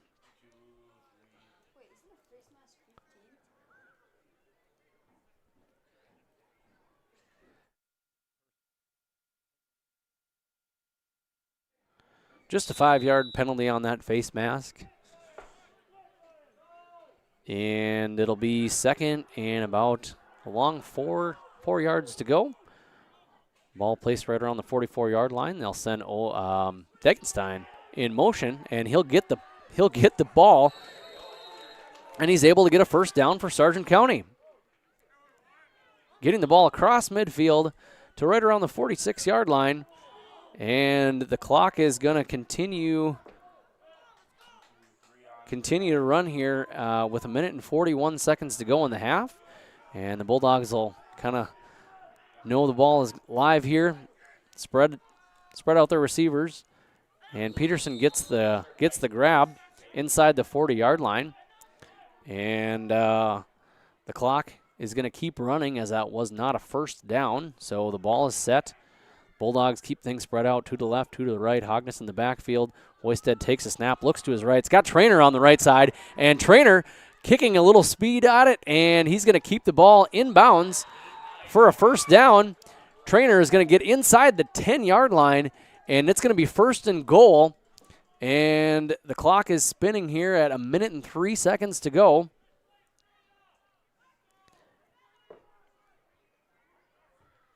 And Trainer with a beautiful catch and run. Hoisted looks back, has a little, gets the ball, and that's Trainer in the end zone. And it hits kind of the top of his hands, wasn't quite able to hold that one down. And Trainer pounds his chest a little bit, and he said that one was on me. That was a tough pass to catch, but he did hit his hands. Trainer's going to step out on that play. Give that ankle a little bit of a rest, I'm sure. And the clock is stopped at 45 seconds to go here in the half. And we've got 2nd and goal from, looks to be right around the 8-yard line.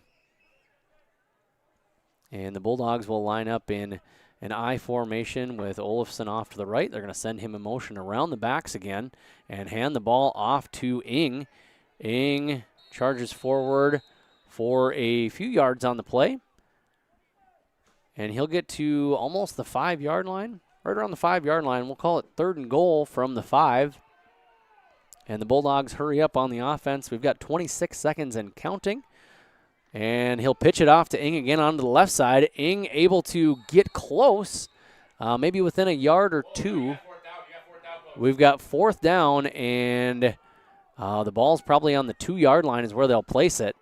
And they'll hand it off to Hoisted. Will keep the ball, plow through, and will they give it to him or will they stop him?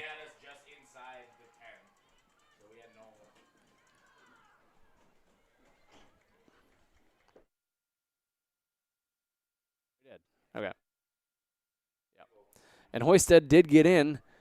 They'll call that one a touchdown from 2 yards out with 5 seconds to go here on the game clock.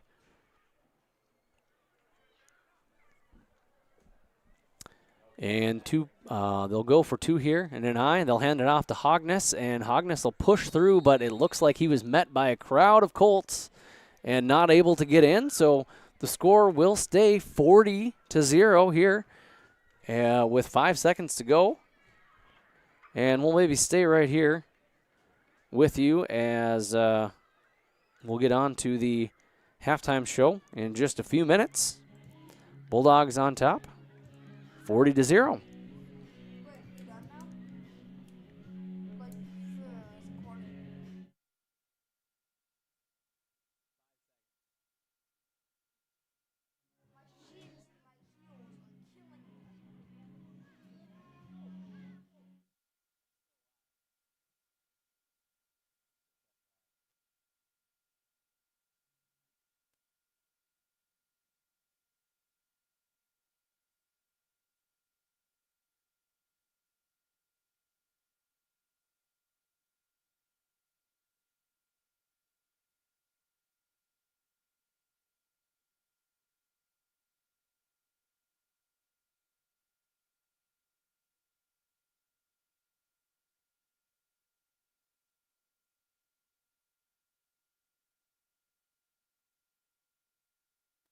And the Bulldogs will kick it off.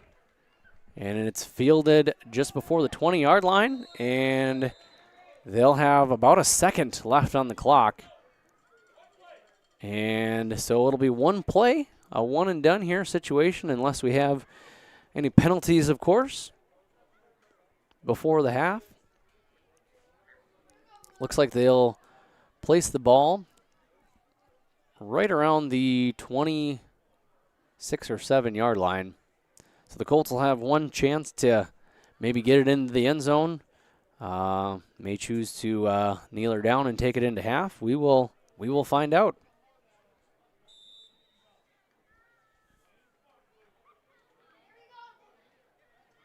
So the Colts are going to spread things out again here. 3 receivers on to the near side. One is off to the far left. And Klein's going to take the snap. A quick pass over to Fry. And Fry's going to pitch the ball. And it doesn't hit his intended man. And that will take us into the half. Your score at halftime, Sargent County 40, the visiting Richland Colts 0. We'll be back with the halftime show in just a few minutes. Sargent Central Public School, helping others create themselves things and opportunities. It's home to a variety of wonderful opportunities, including a 24/7, 365 community wellness center, a 3rd through 12th grade smart lab, free pre-kindergarten, 1-to-1 student devices, and 12 weeks paid parental leave. For more information, please visit sargentcentral.org. Good luck, athletes, and good luck, Sargent County Bulldogs. Together is Central.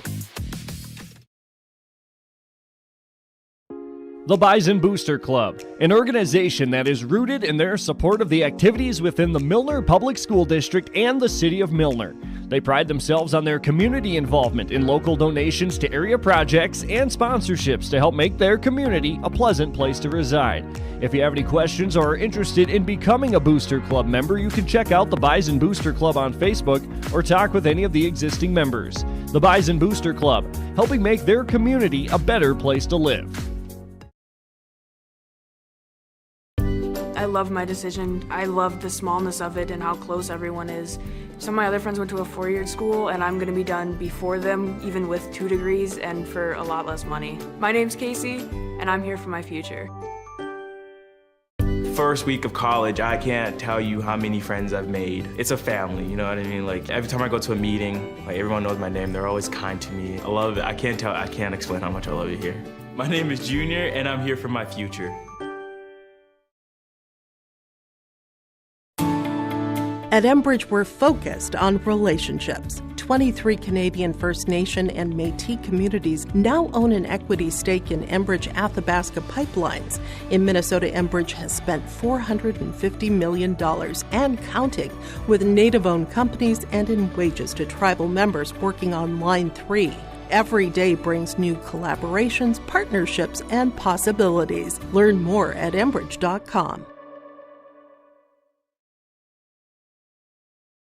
The Milner Public School District has a long history of academic, artistic, and athletic achievement and is proud of the programs and education environment offered. A fully accredited educational system, Milner Public School District operates 2 separate school buildings, including Sundale Colony School. Over 85%, that's right, 85% of the graduates of Milner High School attend some form of post-secondary educational institution. You can find more information on the Milner Public School District online at milner.k12.nd.us. Now available, the 2024 R&J Sports Fall Sports Guide. The digital version of the R&J Sports Fall Sports Guide is available at rjbroadcasting.com. This year, featuring schedules for the fall sports teams in the region, along with photos, coaches' bios, and highlights from the 2023 season and the fall broadcast schedule for R&J Sports and YourLiveEvent.com.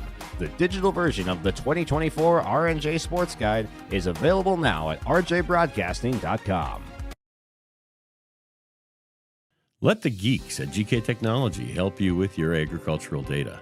Their agronomists know agriculture. When it comes to creating soils and zone maps to maximize yields in your fields, you can trust the people with decades of experience in site-specific agriculture. Everyone at GK Technology has a background in agriculture, so they know what makes a farm run, and they speak your language. The geeks at GK Technology have a map and an app for that. Hi, this is Jim, and along with Bernie, we're inviting R&J Broadcasting Incorporated listeners to join us on a tour of the Hawaiian Islands, February 22nd through March 3rd. The Big Island will be part of this trip while taking in the breathtaking views of Oahu, the Big Island, and Maui. Enjoy the perfect balance between scheduled activities mixed with personal leisure time. Visit holidayvacations.com, keyword RJ to learn more about this tour, or call 888-557-1020 for a free brochure.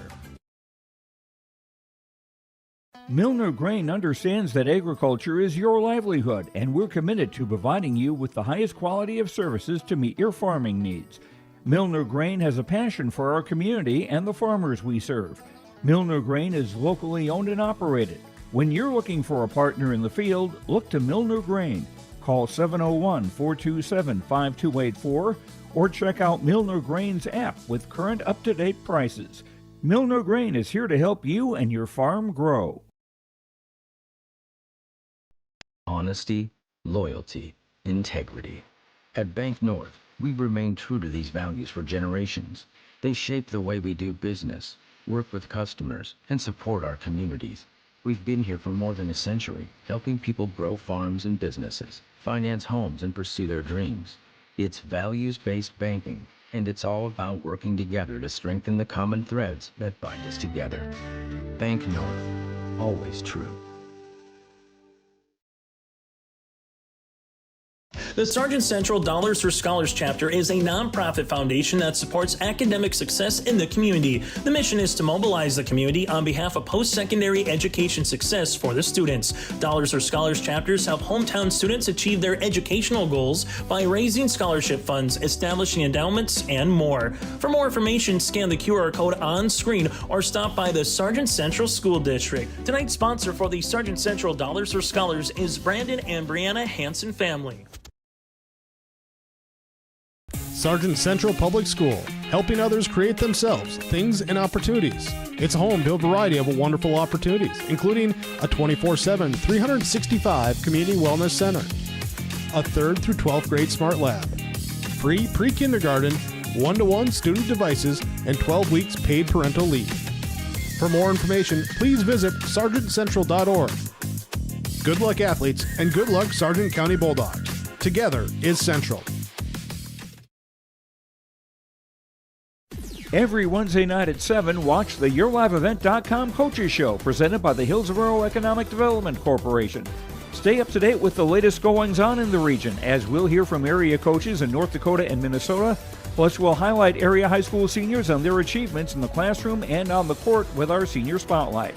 That's the YourLiveEvent.com Coaches Show presented by the Hillsborough Economic Development Corporation, Wednesday nights at 7 on YourLiveEvent.com.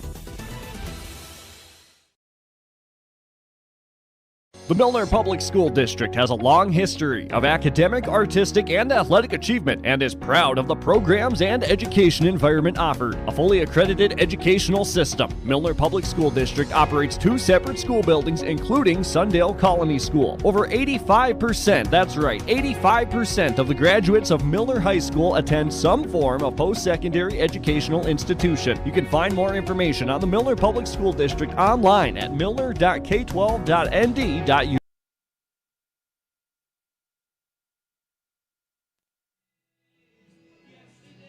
All right, it's halftime here in this contest here in Gwinner with the visiting 0-5 Richland Colts taking on the 2-3 Sargent County Bulldogs. The score at half is Sargent County 40, Richland 0. A little recap here of today's game so far. In the first quarter, a little bit of action here with 10 minutes and 18 seconds to go. The Bulldogs had a 19-yard run by Ryan Ing. The 2-point conversion was no good. With 4 minutes and 19 seconds to go, the Bulldogs had the ball back, and Hoisted was able to run the ball in for a touchdown, bringing the score to 12-0. The P8 2-point conversion was also no good on that one. And then on the following drive, I guess it wasn't even a drive for the Bulldogs, the Colts were going to go 4 and out. And with 3:03 left to go, they punted the ball away, tried to at least, but Tristan Peterson was right there with a blocked kick, scooped the ball up and ran it in for a touchdown. The 2-point conversion was good. Hoisted had a 2-point conversion. He ran the ball in, I guess, bringing the lead for 20-0 for Sargent County. And then in the second quarter, with 10:13 to go, Hoisted passed the ball downfield onto his left side, a 27-yard catch and run to James Trainer, bringing the score 26-0 with the 2-point conversion on that one was no good. And then Hoisted had another pass to Trainer, almost the same spot in the field, 23-yard pass onto the left side with 6:41 to go in the second quarter. And the 2-point conversion, once again, Hoisted ran that ball in and extended the lead 34-0. And with just 5 seconds to go, Bulldogs got the ball inside the 2-yard line where Hoisted was able to punch it in on a run. And the 2-point conversion there failed. And that's where we're sitting right here in Gwinner, 40-0. Sargent County with the lead over the Richland Colts. Now looking around at 9-man football here, we've got a few scores reported in from around the area. And we'll take a look at that here. So, scores in 9-man football. Grigsby Dakota is on top of Enderlin 42-0. Four Winds is on top of Hatton Northwood 30-0 with 7 minutes left to go in the first half. And a game that we've all kind of had our eyes on here. The number 1 ranked Lemoore Litchfield Marion flexing their power here. Start of the third quarter. The score is the Lobos have 44 and the Hankinson Pirates 8. Wyndmere Lidgerwood on top of Tri-State 28-7 at the end of the first half. The number 3 ranked West Hope Newburgh Glenburn is had defeated already, I guess, 80-24 over Dunseith. New Rockford Cheyenne Maddock, and the first half is on top of Larimore 56-8. New Salem Almont 20-16 over Kidder County with 9 minutes left to go in the second. And in Region 2, Mayport CG has a 14-12 lead at the end of the first half against Maple River. South Border and Central McLean are tied up right now with 9 minutes to go left in the third quarter, 16-16. And the number 4 ranked Linton HMB Strasbourg Zeeland, they are on top of Napoleon Gackle Streeter on their homecoming right now, 30-0, with 9 minutes left to go in the third quarter. Looking across into the 11A division, Langdon area Edmore Munich is on top of Bottineau 20-0 at the end of the first half. Northern Cass is on top of Thompson 14-7. 10 minutes to go left in the third. And Oaks has a 25-6 lead over Lisbon. Central Cass has a 34-0 lead right now at the end of the first half against Hillsborough Central Valley. The number 2 ranked Velva Garrison Drake Animus is on top of Stanley 36-0. Carrington on top of Turtle Mountain 35-8. The number 4 ranked Killdeer on top of Southern McLean 41-0. Number 1 ranked Kindred taking on another 5-0 team, unranked with some votes, Allendale Edgeley Column. Kindred Vikings have a 21-0 lead with 8 minutes left in the third. Bishop Ryan, that number 3 ranked team in 11A, is on top of Surrey 28-0. And looking over at the AA division, some of the games that are going on right now, all tied up. Wahpeton and Devil's Lake 14-14 with 8 minutes left in the third. Minot North is tied up with Bismarck St. Mary's 21-21 at the end of the first half. Valley City has a 10-9 lead against their foes to the west in Jamestown with 6 minutes left to go in the third. And Dickinson, the number 4 team, is on top of Watford City 21-14.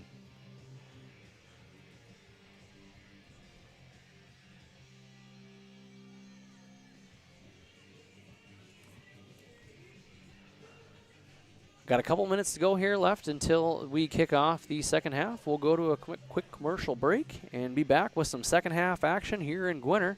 Once again, the score at halftime, Sargent County 40, the visiting Richland Colts 0. We'll be back in just a few minutes.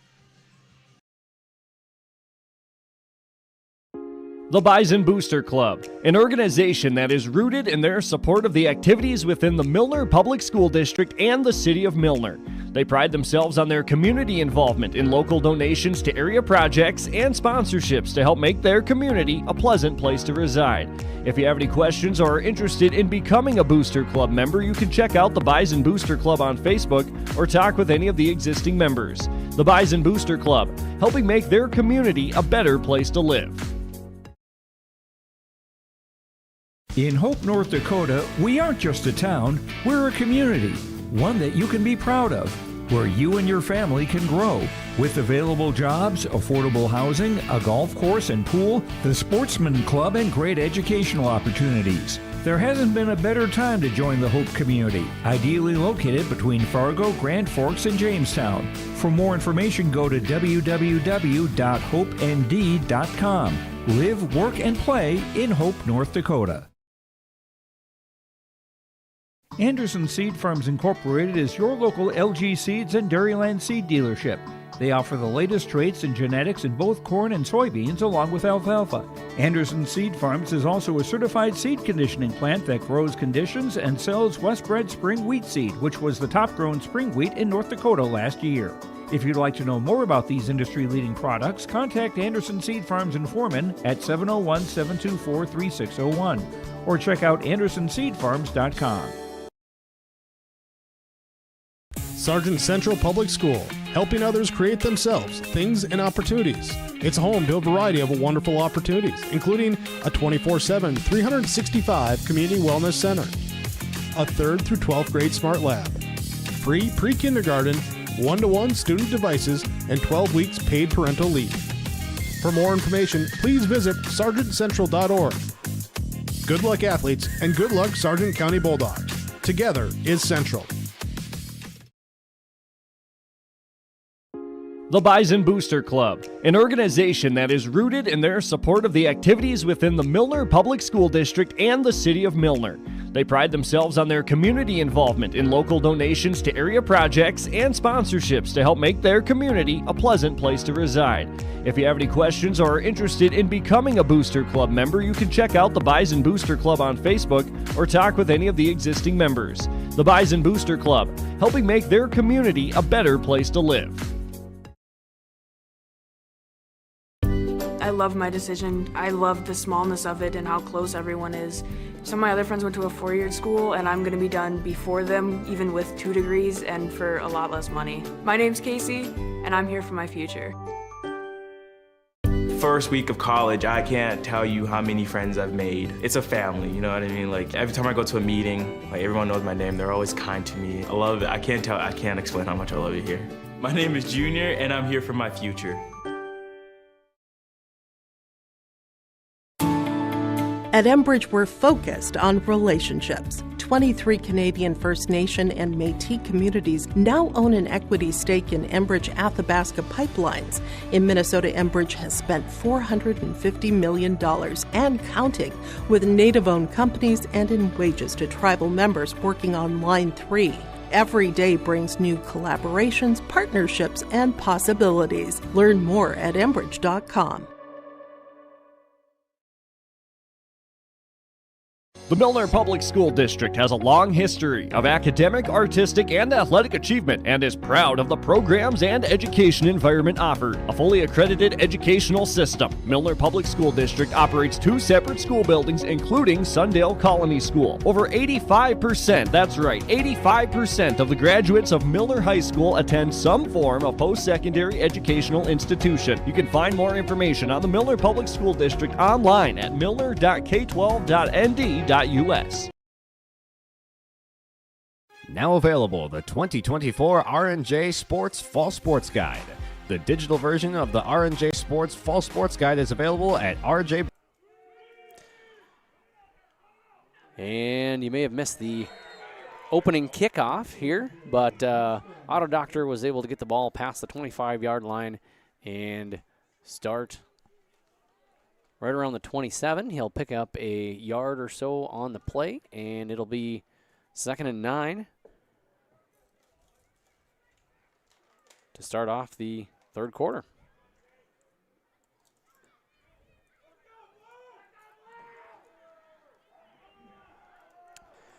And they'll have twins here on the near side. One receiver off to the far left. 2 men in the backfield with Klein. Klein's going to throw the ball, and it's going to be to the outside of Julian Fry. Incomplete, bringing up 3rd and 9 for the Colts.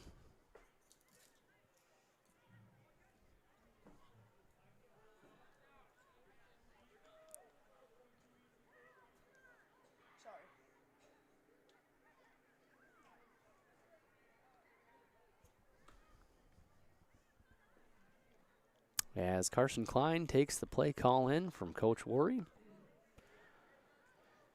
And the Colts will keep things spread out again with trips off to the near side. Far side, 1 receiver. And Doctor in the backfield as Klein takes it, looks up the middle, onto the right, scrambles around, is going to take it, and he's met by a flurry of Bulldogs. And there was a handful of them there on the play. Olsen, Hogness, Bope were all in on the play, And no gain, bringing up 4th and 9 for Richland.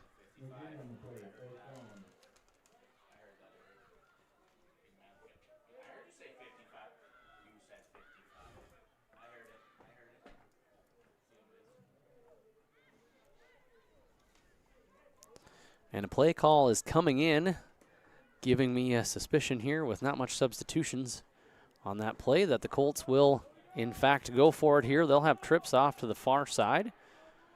One receiver off to the right. Doctor in the backfield with Klein, and he's got pressure. And right there, he's going to pitch the ball off. And there was a whistle. They may have given him, may have stopped any sort of forward progress. So it looks like they probably called him down while he was in the backfield.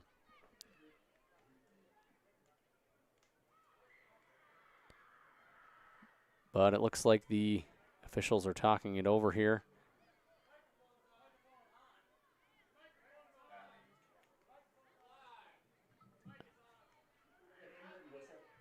So there was an inadvertent whistle called on the far side, so they're going to replay that down. The Colts will get one more opportunity there to see if they can get a first down. So we'll replay that 4th down.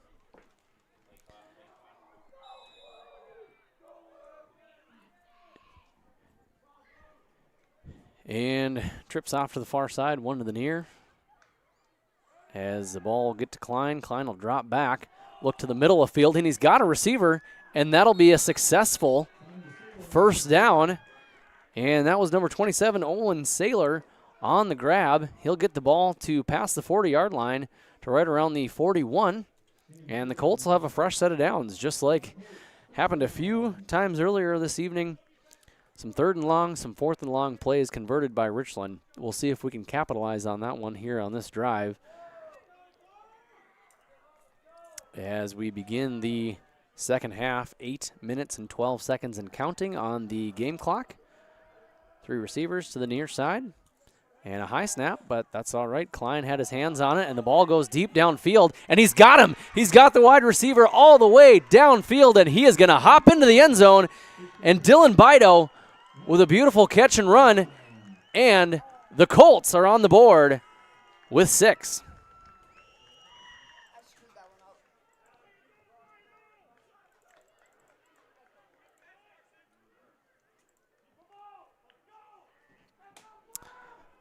So off of, may have gotten a little lucky on the inadvertent whistle. Who knows? They could have gotten a first down there as well. But either which way, got a first down on the on that retry of a 4th down, and the following play able to get into the end zone. And they'll hand the ball off to Doctor. I couldn't quite tell. It looked like it almost went behind his back. And the 2-point conversion, he didn't quite get into the end zone.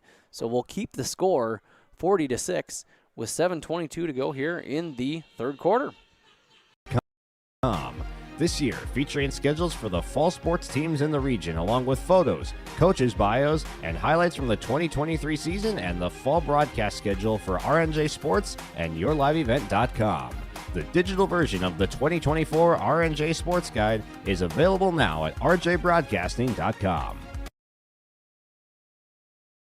Let the geeks at GK Technology help you with your agricultural data. Their agronomists know agriculture.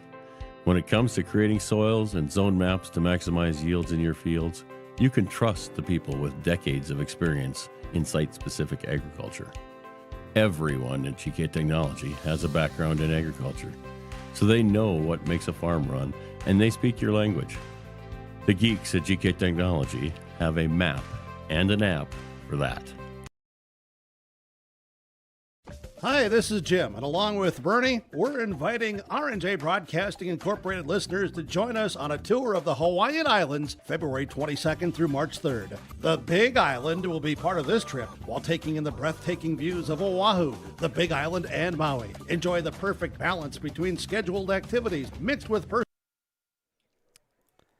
Back here in Gwinner after the Klein to Bido pass, and they've got an onside kick. And did it get past the yard to gain? It did. And the Colts end up recovering. That was Julian Fry, end up able to pick up his own onside kick. And the Colts will take over here, getting a little energy here in the third quarter.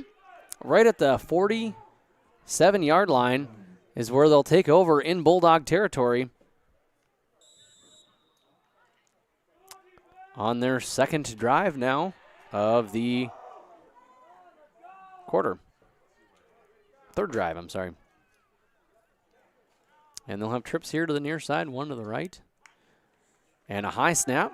Klein's able to snake it down, throws the ball down to the middle of the field. It's Bido again, and it goes right into the hands of Jace Fury. Jace had just turned around right as the ball basically had hit him kind of in the chest. Not able to hold on to the ball, but there was a holding call on the play on the offense, so the ball will come back another 10 yards. So the Colts will now have a 2nd and 20 from their own 48-yard line. I'm sorry, 43-yard line. Check that.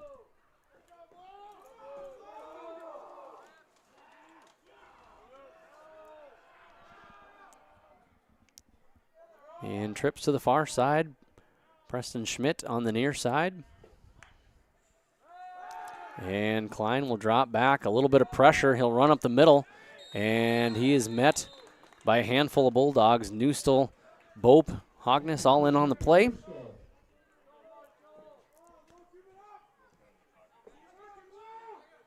And the ball will basically stay right at the line of scrimmage. So no gain on the play. 2nd and about 20 for the Colts.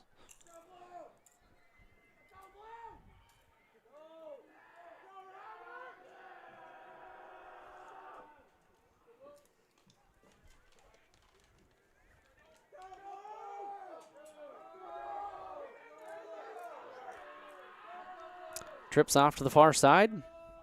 Schmidt again here on the near side. He'll throw to the left, and he's got Bido again. Bido will get enough to get back past the first line of the original line of scrimmage and more, and he'll pick up about 16, 17 yards on the play, keeping this drive alive one more time. Another big play by the Colts to keep the ball in their hands with 5 minutes and 40 seconds to go, bringing up 3rd and about 3 yards to go for Richland. And we've got some noise on the sidelines here from the Bulldog players wanting their defense here to step up here on this 3rd down play. Trips to the near side, one to the far left. And Klein will take the snap, dances around a little bit, and the ball is thrown a little bit too far for Schmidt. And it'll be 4th down and about 3 yards to go. And Logan Friedrich looks to be a little limping on the play there after that one. Looks like he's staying in, though.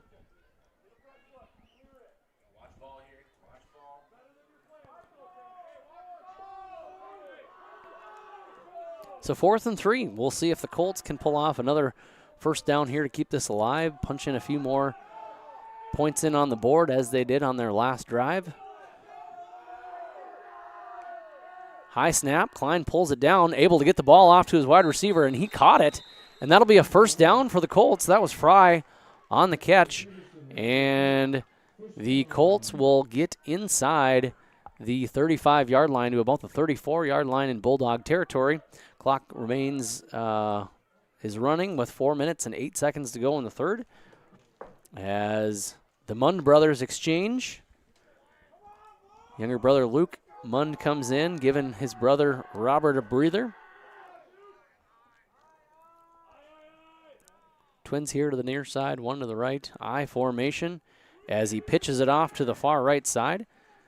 And Doctor able to get a few yards on the play before he is brought down by a handful of Bulldogs. Looked like Marshall Weigelt in on that play. And Hoisted checks into the game as Colin Olsen checks out.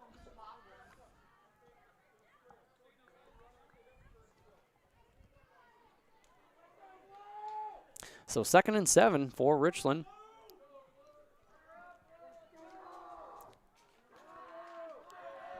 Twins right. Fry off to the left.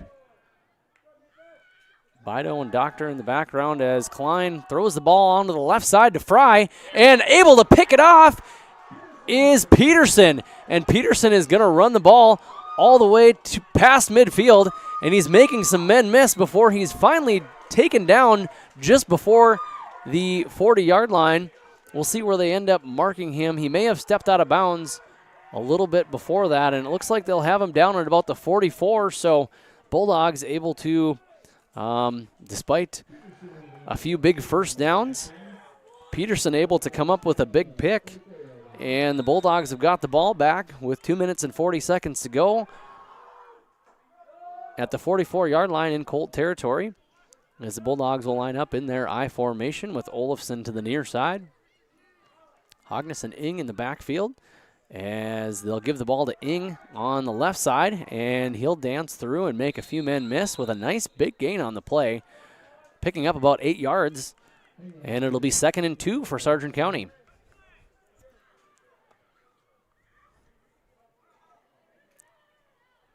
So Jace Fury taking in the play calling here for Coach Olsen, the junior backup quarterback.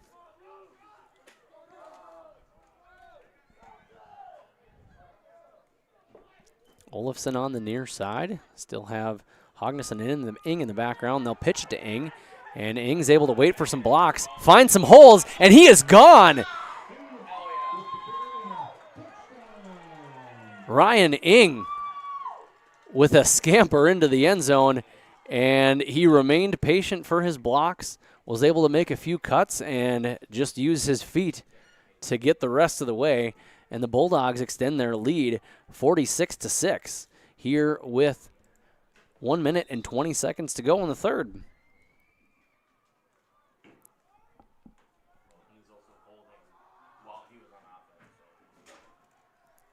And the Bulldogs will go for 2. They're lined up in an I with Olafson off to the left, and it looks like they'll pitch it to Ing again, and Ing won't quite get there. He does, right?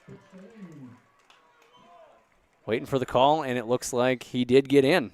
So that'll put 2 more points on the board for Sargent County. Your score, the visiting Colts 6. The home Sargent County Bulldogs 48. We'll be back in a minute.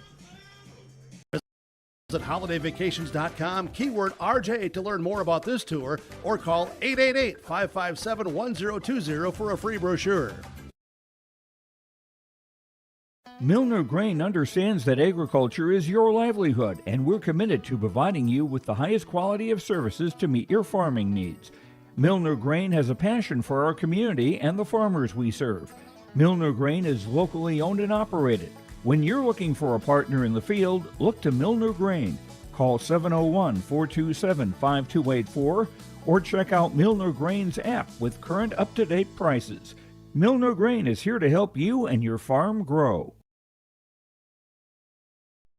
Honesty, loyalty, integrity. At Bank North, we remain true to these values for generations. They shape the way we do business, work with customers. And the Bulldogs take a kickoff that I don't know if it was intended to be onside, but they did end up recovering the ball.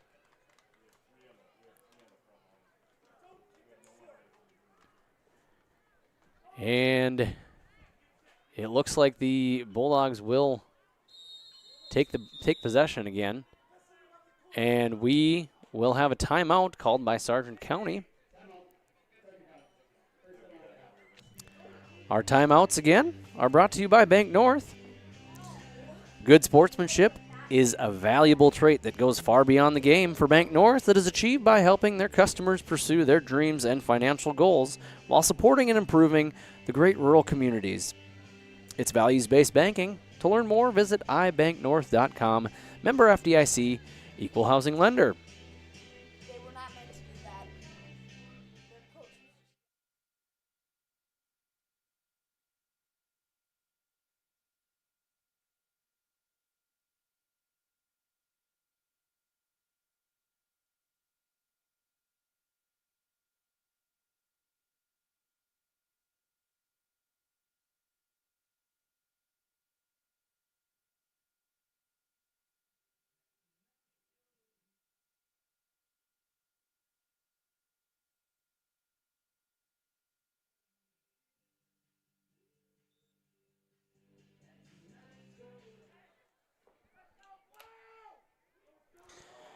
And the Bulldogs will take over here again with about 53 seconds to go here in the third.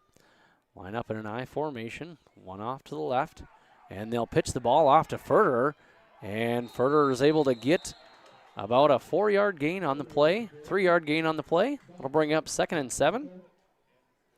After the kind of, I would say, inadvertent onside kick there by the Bulldogs, able to recover the ball, gets past the 10 yards, and our guys had got, the Bulldogs had gotten on it. So in the game here, we've got a few more fresh faces, I guess. The receiver to the near side that you're seeing is Easton Johnson, wearing number 27. And keeping the ball on that one there was Cole Fury. Cole Fury, the freshman running back, younger brother of Jace Fury.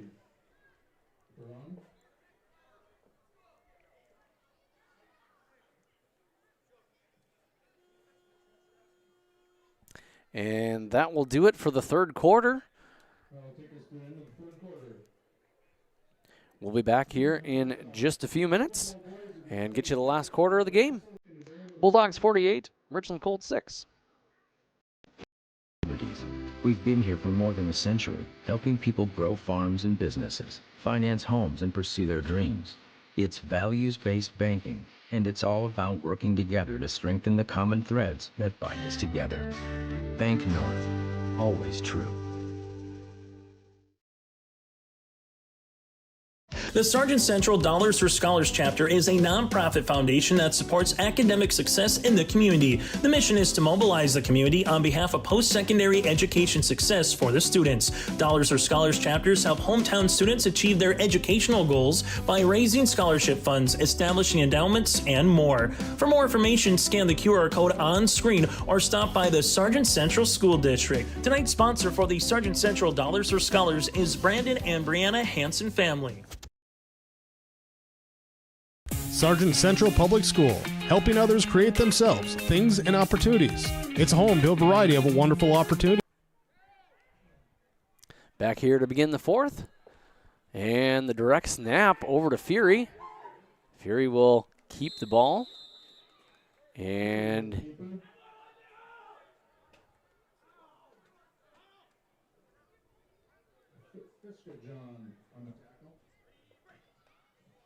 able to get a first down on the play.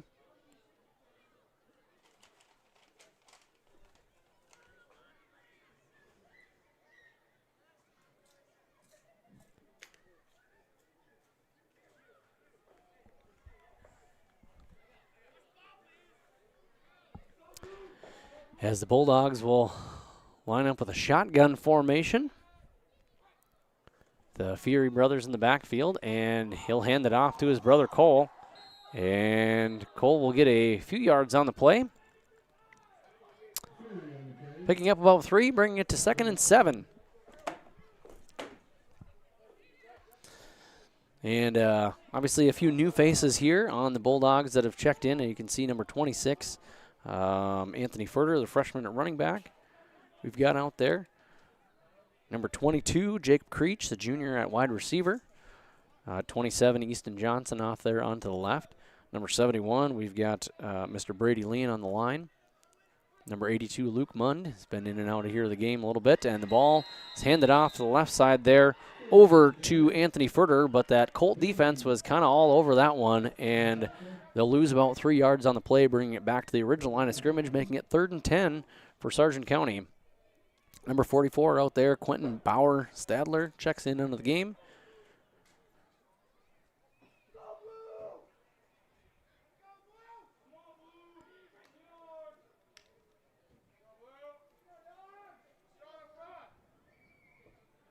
And the center, Connor Olsen, wearing number 50.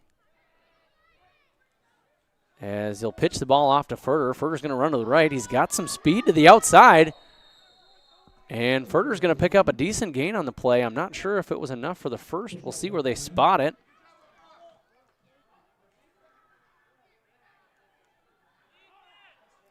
And they will move the chains. So that'll be a first down for Sargent County.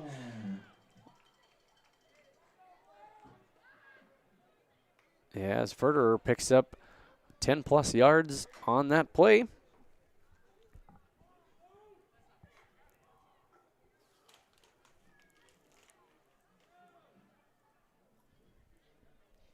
Lining up in an I with one off to the left, and they'll hand the ball off to Cole Fury to the left side.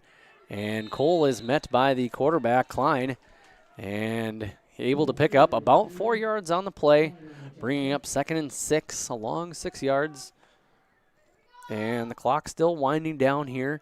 8:54 to go in the fourth quarter.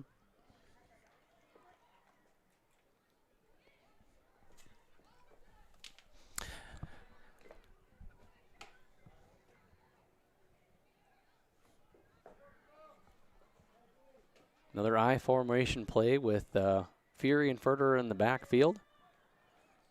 And they'll hand the ball off to Furter.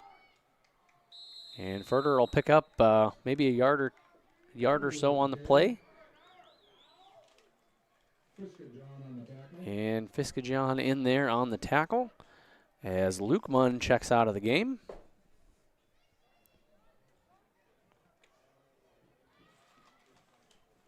Checking in looked like to be number 57, Ryland Sauerbaum.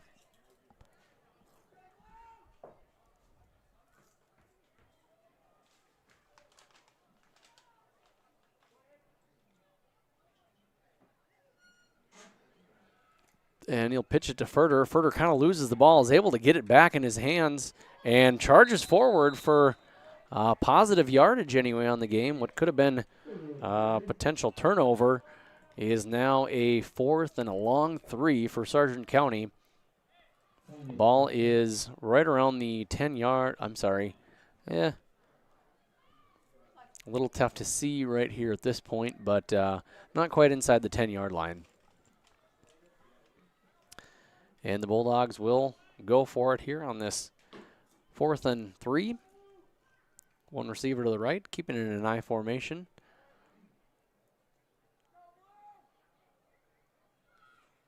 And the ball is pitched over to Furter. Furter looks like he's got a little room. And gets into the end zone for a touchdown.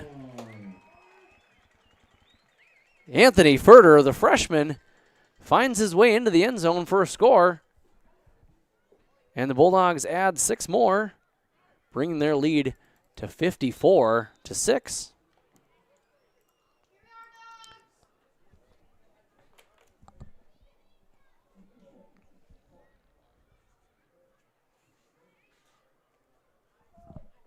And Bulldogs will keep in an I formation.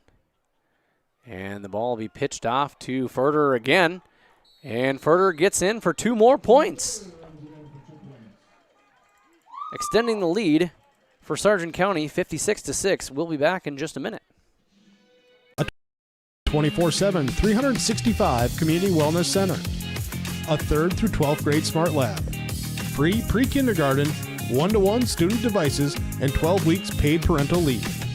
For more information, please visit sargentcentral.org. Good luck, athletes, and good luck, Sargent County Bulldogs. Together is Central. Every Wednesday night at 7, watch the YourLiveEvent.com Coaches Show, presented by the Hillsborough Economic Development Corporation. Stay up to date with the latest goings-on in the region, as we'll hear from area coaches in North Dakota and Minnesota. Plus, we'll highlight area high school seniors on their achievements in the classroom and on the court with our Senior Spotlight. That's the YourLiveEvent.com Coaches Show, presented by the Hillsborough Economic Development Corporation, Wednesday nights at 7 on YourLiveEvent.com. The Milner Public School District. All right, back here with 6:20 to go in the fourth as the freshman Anthony Furter gets into the end zone here for the Bulldogs. Luke Munn kicks the ball off and gets inside the 20-yard line. And Doctor picks the ball up, and he is able to get to right around the 22-yard line, and that's where the Colts will take over here with 6:09 to go in the fourth.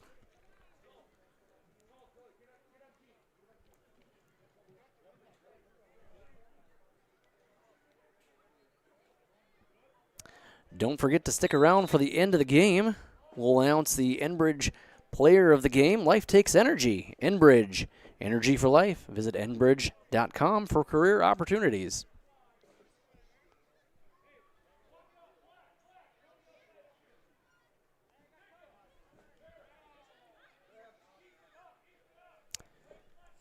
And Klein will pitch the ball over to Doctor. Doctor's going to punch through and somehow remain on his feet for a real nice gain, getting to about the 40-yard line. And it'll be first down, Colts. They'll mark the ball at the 39.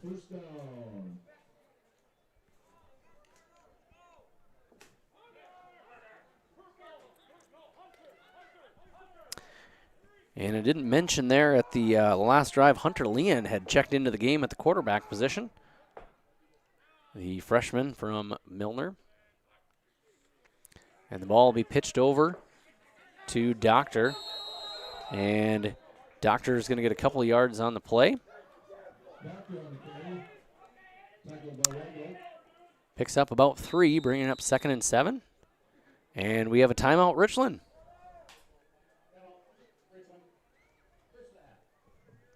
Be sure to also stick around for the post-game show. We'll recap some scores from around football in North Dakota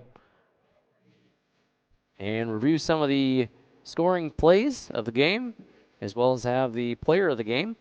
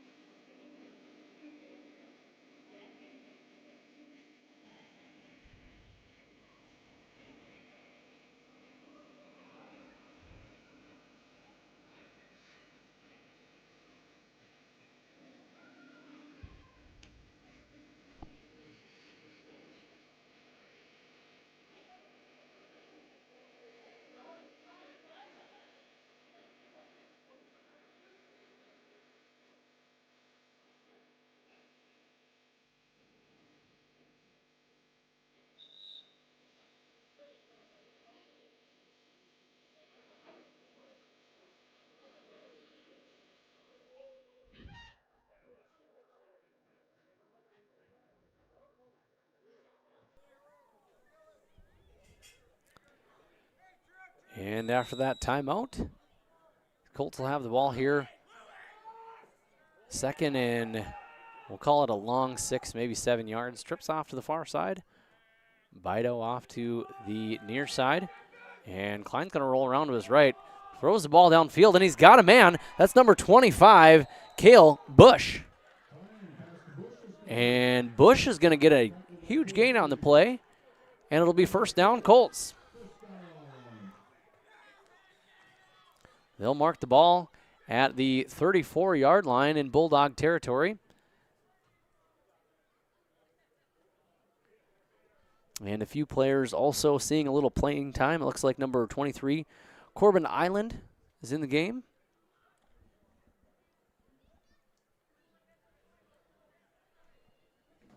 Also number 11 on the far side over there, Ethan Skoog.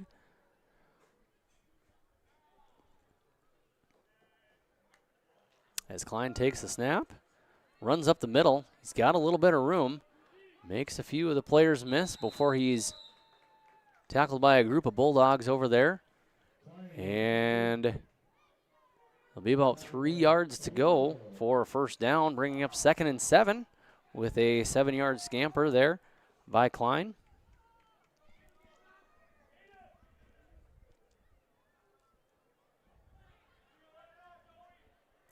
As Joseph Banish checks into the game for the Bulldogs.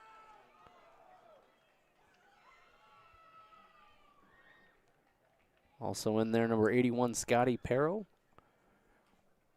And Klein will step back. Will throw the ball off to his left. He's got Bido, and it hits the helmet, actually, of the Bulldogs. Deflected off of Hunter Leon's head. And that'll be a 3rd and 3 for the Colts.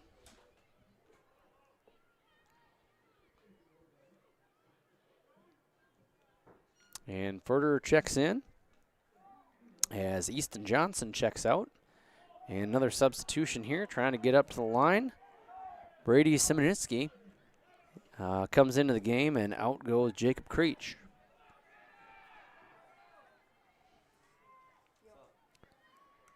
Trips to the far side. They're going to pitch it to the right to Otto, Doctor.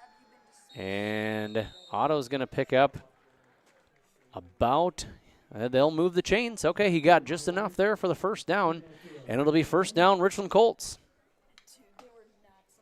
As the play clock keeps on continuing to wind down here, we've got 2 minutes exactly on the clock before the close of this game. Bulldogs likely moving on here to a 3-3 record. Still 0-2 in Region 1 play. And the Colts will drop to 0-6. And got a little pressure, but he's got some room up the middle, and he makes a man miss and able to get a tackle. That was Furter.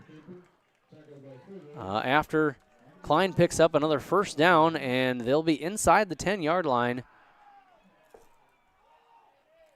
Looks to me they're right around maybe the 4 or 5 yard line. Gets real hard to tell up here when the lines get a little trampled down way up higher in the booth on these Friday night lights shining down on the field.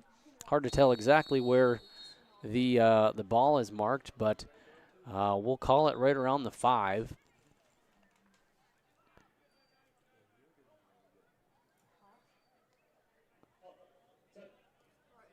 And the Bulldogs will call a timeout. We'll be back in just a minute. Of academic, artistic, and athletic achievement, and is proud of the programs and education environment offered. A fully accredited educational system. Milner Public School District operates 2 separate school buildings, including Sundale Colony School. Over 85%, that's right, 85% of the graduates of Milner High School attend some form of post-secondary educational institution. You can find more information on the Milner Public School District online at milner.k12.nd.us. The Bison Booster Club, an organization that is rooted in their support of the activities within the Milner Public School District and the City of Milner. They pride themselves on their community involvement in local donations to area projects and sponsorships to help make their community a pleasant place to reside. If you have any questions or are interested in becoming... And back here after the short timeout. So the Colts have the ball right around the 5-yard line, and Klein will throw it to the end zone. He's got a man in the corner, and to me that looked like that was Ethan Skoog in the corner of the end zone, and he was not able to hold on to the ball. Clock will keep running, I believe, with the lead. I believe the clock is going to keep running despite the incomplete pass. So 36 seconds and counting on the play clock. On the game clock, I should say, as they'll spread things out as they have been doing most all the night. 3 receivers to the right. Klein's going to look to his right, and he's got a man in the end zone for a touchdown. Owen Saylor able to hang on to that ball and get into the end zone, and the Colts will put 6 more on the board.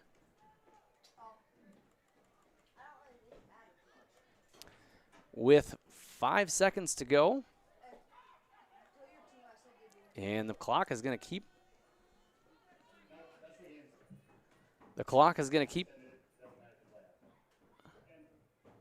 And the game clock expires. And because of the score, the clock kind of keeps running. And that'll do it here from Gwinner as the fireworks go off here in Gwinner with a Bulldog victory. Final score, 56, Sargent County. The visiting Colts, 12. The Bulldogs advance to 3-3 on the season, and the Colts will drop to 0-6. And we will be back here in just a few minutes to kind of recap the game, as well as give you some score updates from around North Dakota football. You can check out the Bison Booster Club on Facebook or talk with any of the existing members. The Bison Booster Club, helping make their community a better place to live. In Hope, North Dakota, we aren't just a town, we're a community, one that you can be proud of, where you and your family can grow. With available jobs, affordable housing, a golf course and pool, the Sportsman Club, and great educational opportunities. There hasn't been a better time to join the Hope community, ideally located between Fargo, Grand Forks, and Jamestown. For more information, go to www.hopend.com. Live, work, and play in Hope, North Dakota. Anderson Seed Farms Incorporated is your local LG Seeds and Dairyland seed dealership. They offer the latest traits and genetics in both corn and soybeans along with alfalfa. Anderson Seed Farms is also a certified seed conditioning plant that grows, conditions, and sells Westbred Spring Wheat Seed, which was the top grown spring wheat in North Dakota last year. If you'd like to know more about these industry-leading products, contact Anderson Seed Farms in Foreman at 701-724-3601 or check out AndersonSeedFarms.com. Sargent Central Public School, helping others create themselves things and opportunities. It's home to a variety of wonderful opportunities, including a 24/7, 365 community wellness center, a 3rd through 12th grade smart lab, free pre-kindergarten, 1-to-1 student devices, and 12 weeks paid parental leave. For more information, please visit sargentcentral.org. Good luck, athletes, and good luck, Sargent County Bulldogs. Together is Central.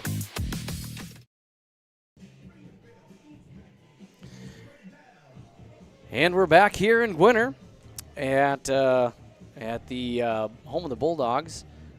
Here we are at Melrose Gwinner Field, and a Region 1 versus Region 2 game tonight. Final score, Sargent County 56, the visiting Richland Colts 12. And just to kind of recap the game here to get you where we got to this final score, if you weren't here earlier, in the first quarter, Ing was able to get in the end zone for a 19-yard touchdown run. Later on in the first quarter, with 4:19 remaining, Hoisted ran the ball in for a few yards. Both two-point conversions on both two touchdowns were no good. Now the Colts got the ball back on the following drive, and we're going to go for and out. Punted the ball, but Tristan Peterson was right there. He was able to block the ball, pick the ball up, and run it into the end zone. And two-point conversion run-in was successful by Hoisted as well, bringing the score to 20-0 in favor of Sargent County in the first quarter. Second quarter action, with 10:13 to go, the Bulldogs' James Traynor, who suffered a ankle injury earlier in the year, was out for a couple of weeks. His first kind of game back, wasn't starting, but in here and there throughout the game, still ended up being a factor in it. Hoisted had a 27-yard pass to Traynor on the left side of the field, heading north, bringing the score 26-0. And then later on, just a few minutes later, with 6:14 to go in the second quarter, Hoisted passed almost an identical area of the field. 23-yard pass to Traynor, got in the end zone for the touchdown, and Hoisted ran it in again for the two-point conversion, bringing the score 34-0 in the second. And then just before the half, with 5 minutes to go, Hoisted ran the ball in for 2 yards, extending the lead 40-0 for Sargent County. In the third, the Colts had come out with 7:22 to go in the third quarter. Klein had a nice, beautiful pass and catch to beat Bido. It was about a 55-yard catch and run, and the Colts got on the board 6-40. Weren't able to convert on the two-point conversion. Then it was Bulldogs, a couple more scores again. One at the end, towards the end of the third. Ing had a run into the end zone, extending the lead 6-48. And then as the second team had kind of come in, the freshman Furter got into the end zone with about 6 minutes to go left in the fourth quarter for a 12-yard scamper into the end zone, and he also got the ball on the two-point conversion, extending the Bulldog lead 56-6. And just at the end of the game here, the Colts were able to get it into the end zone for 6 points. Klein had a pass to Saylor for about 5 yards into the end zone, and the clock had kept running due to score lead rules, and so the game was called as time expired, giving us our final score here tonight, 56-12 in favor of Sargent County. Looking around here in North Dakota football, a few other scores to sort of pass along your way for the evening. We do have some finals, and we got some games that are still in progress. So over in Region 2, Dakota beats the Enderlin Eagles 48-20. The number 1 ranked Lemoore Litchfield Marion has 3 minutes to go left into their game before they can claim victory. Current score right now is 60-14 over Hankinson. Lemoore Litchfield Marion, the number 1 team in the state, out of Region 1. A Region 1 game, Wyndmere Lidgerwood beats Tri-State 50-9. And Maple River and Mayport CG right now, 4 minutes left in the game. Maple River's got a 10-point lead over Mayport CG, 32-22. Other scores to kind of report here. Final score out of the Ashley High School, where Central McLean defeats South Border 30-16.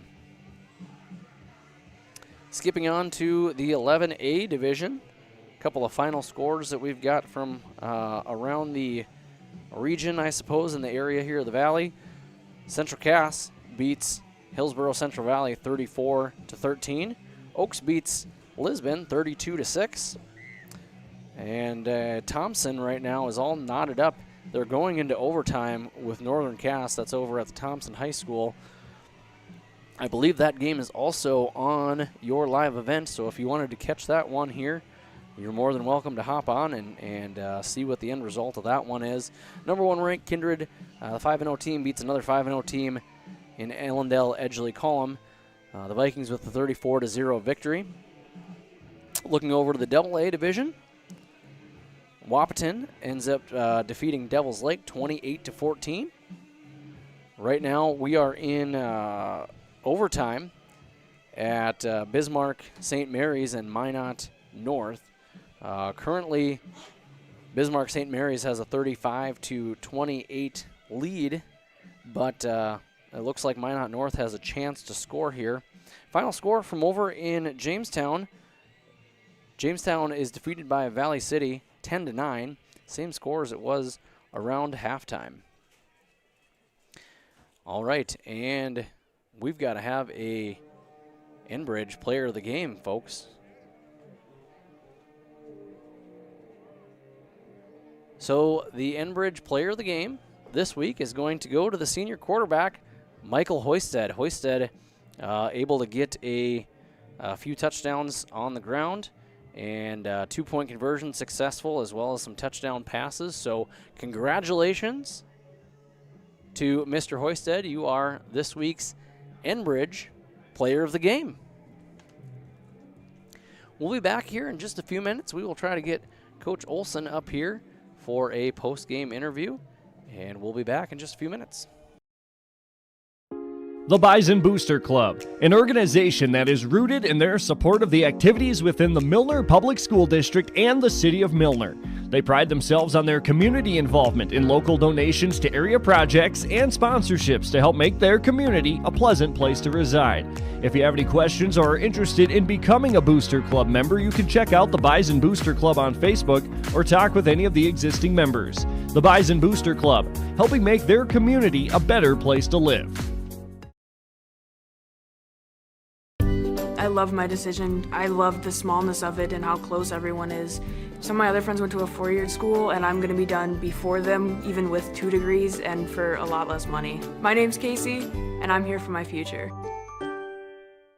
First week of college, I can't tell you how many friends I've made. It's a family, you know what I mean? Like every time I go to a meeting, like everyone knows my name. They're always kind to me. I love it. I can't explain how much I love it here.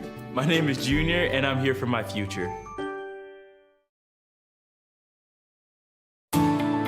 At Enbridge, we're focused on relationships. 23 Canadian First Nation and Métis communities now own an equity stake in Enbridge Athabasca pipelines. In Minnesota, Enbridge has spent $450 million and counting, with Native-owned companies and in wages to tribal members working on Line 3.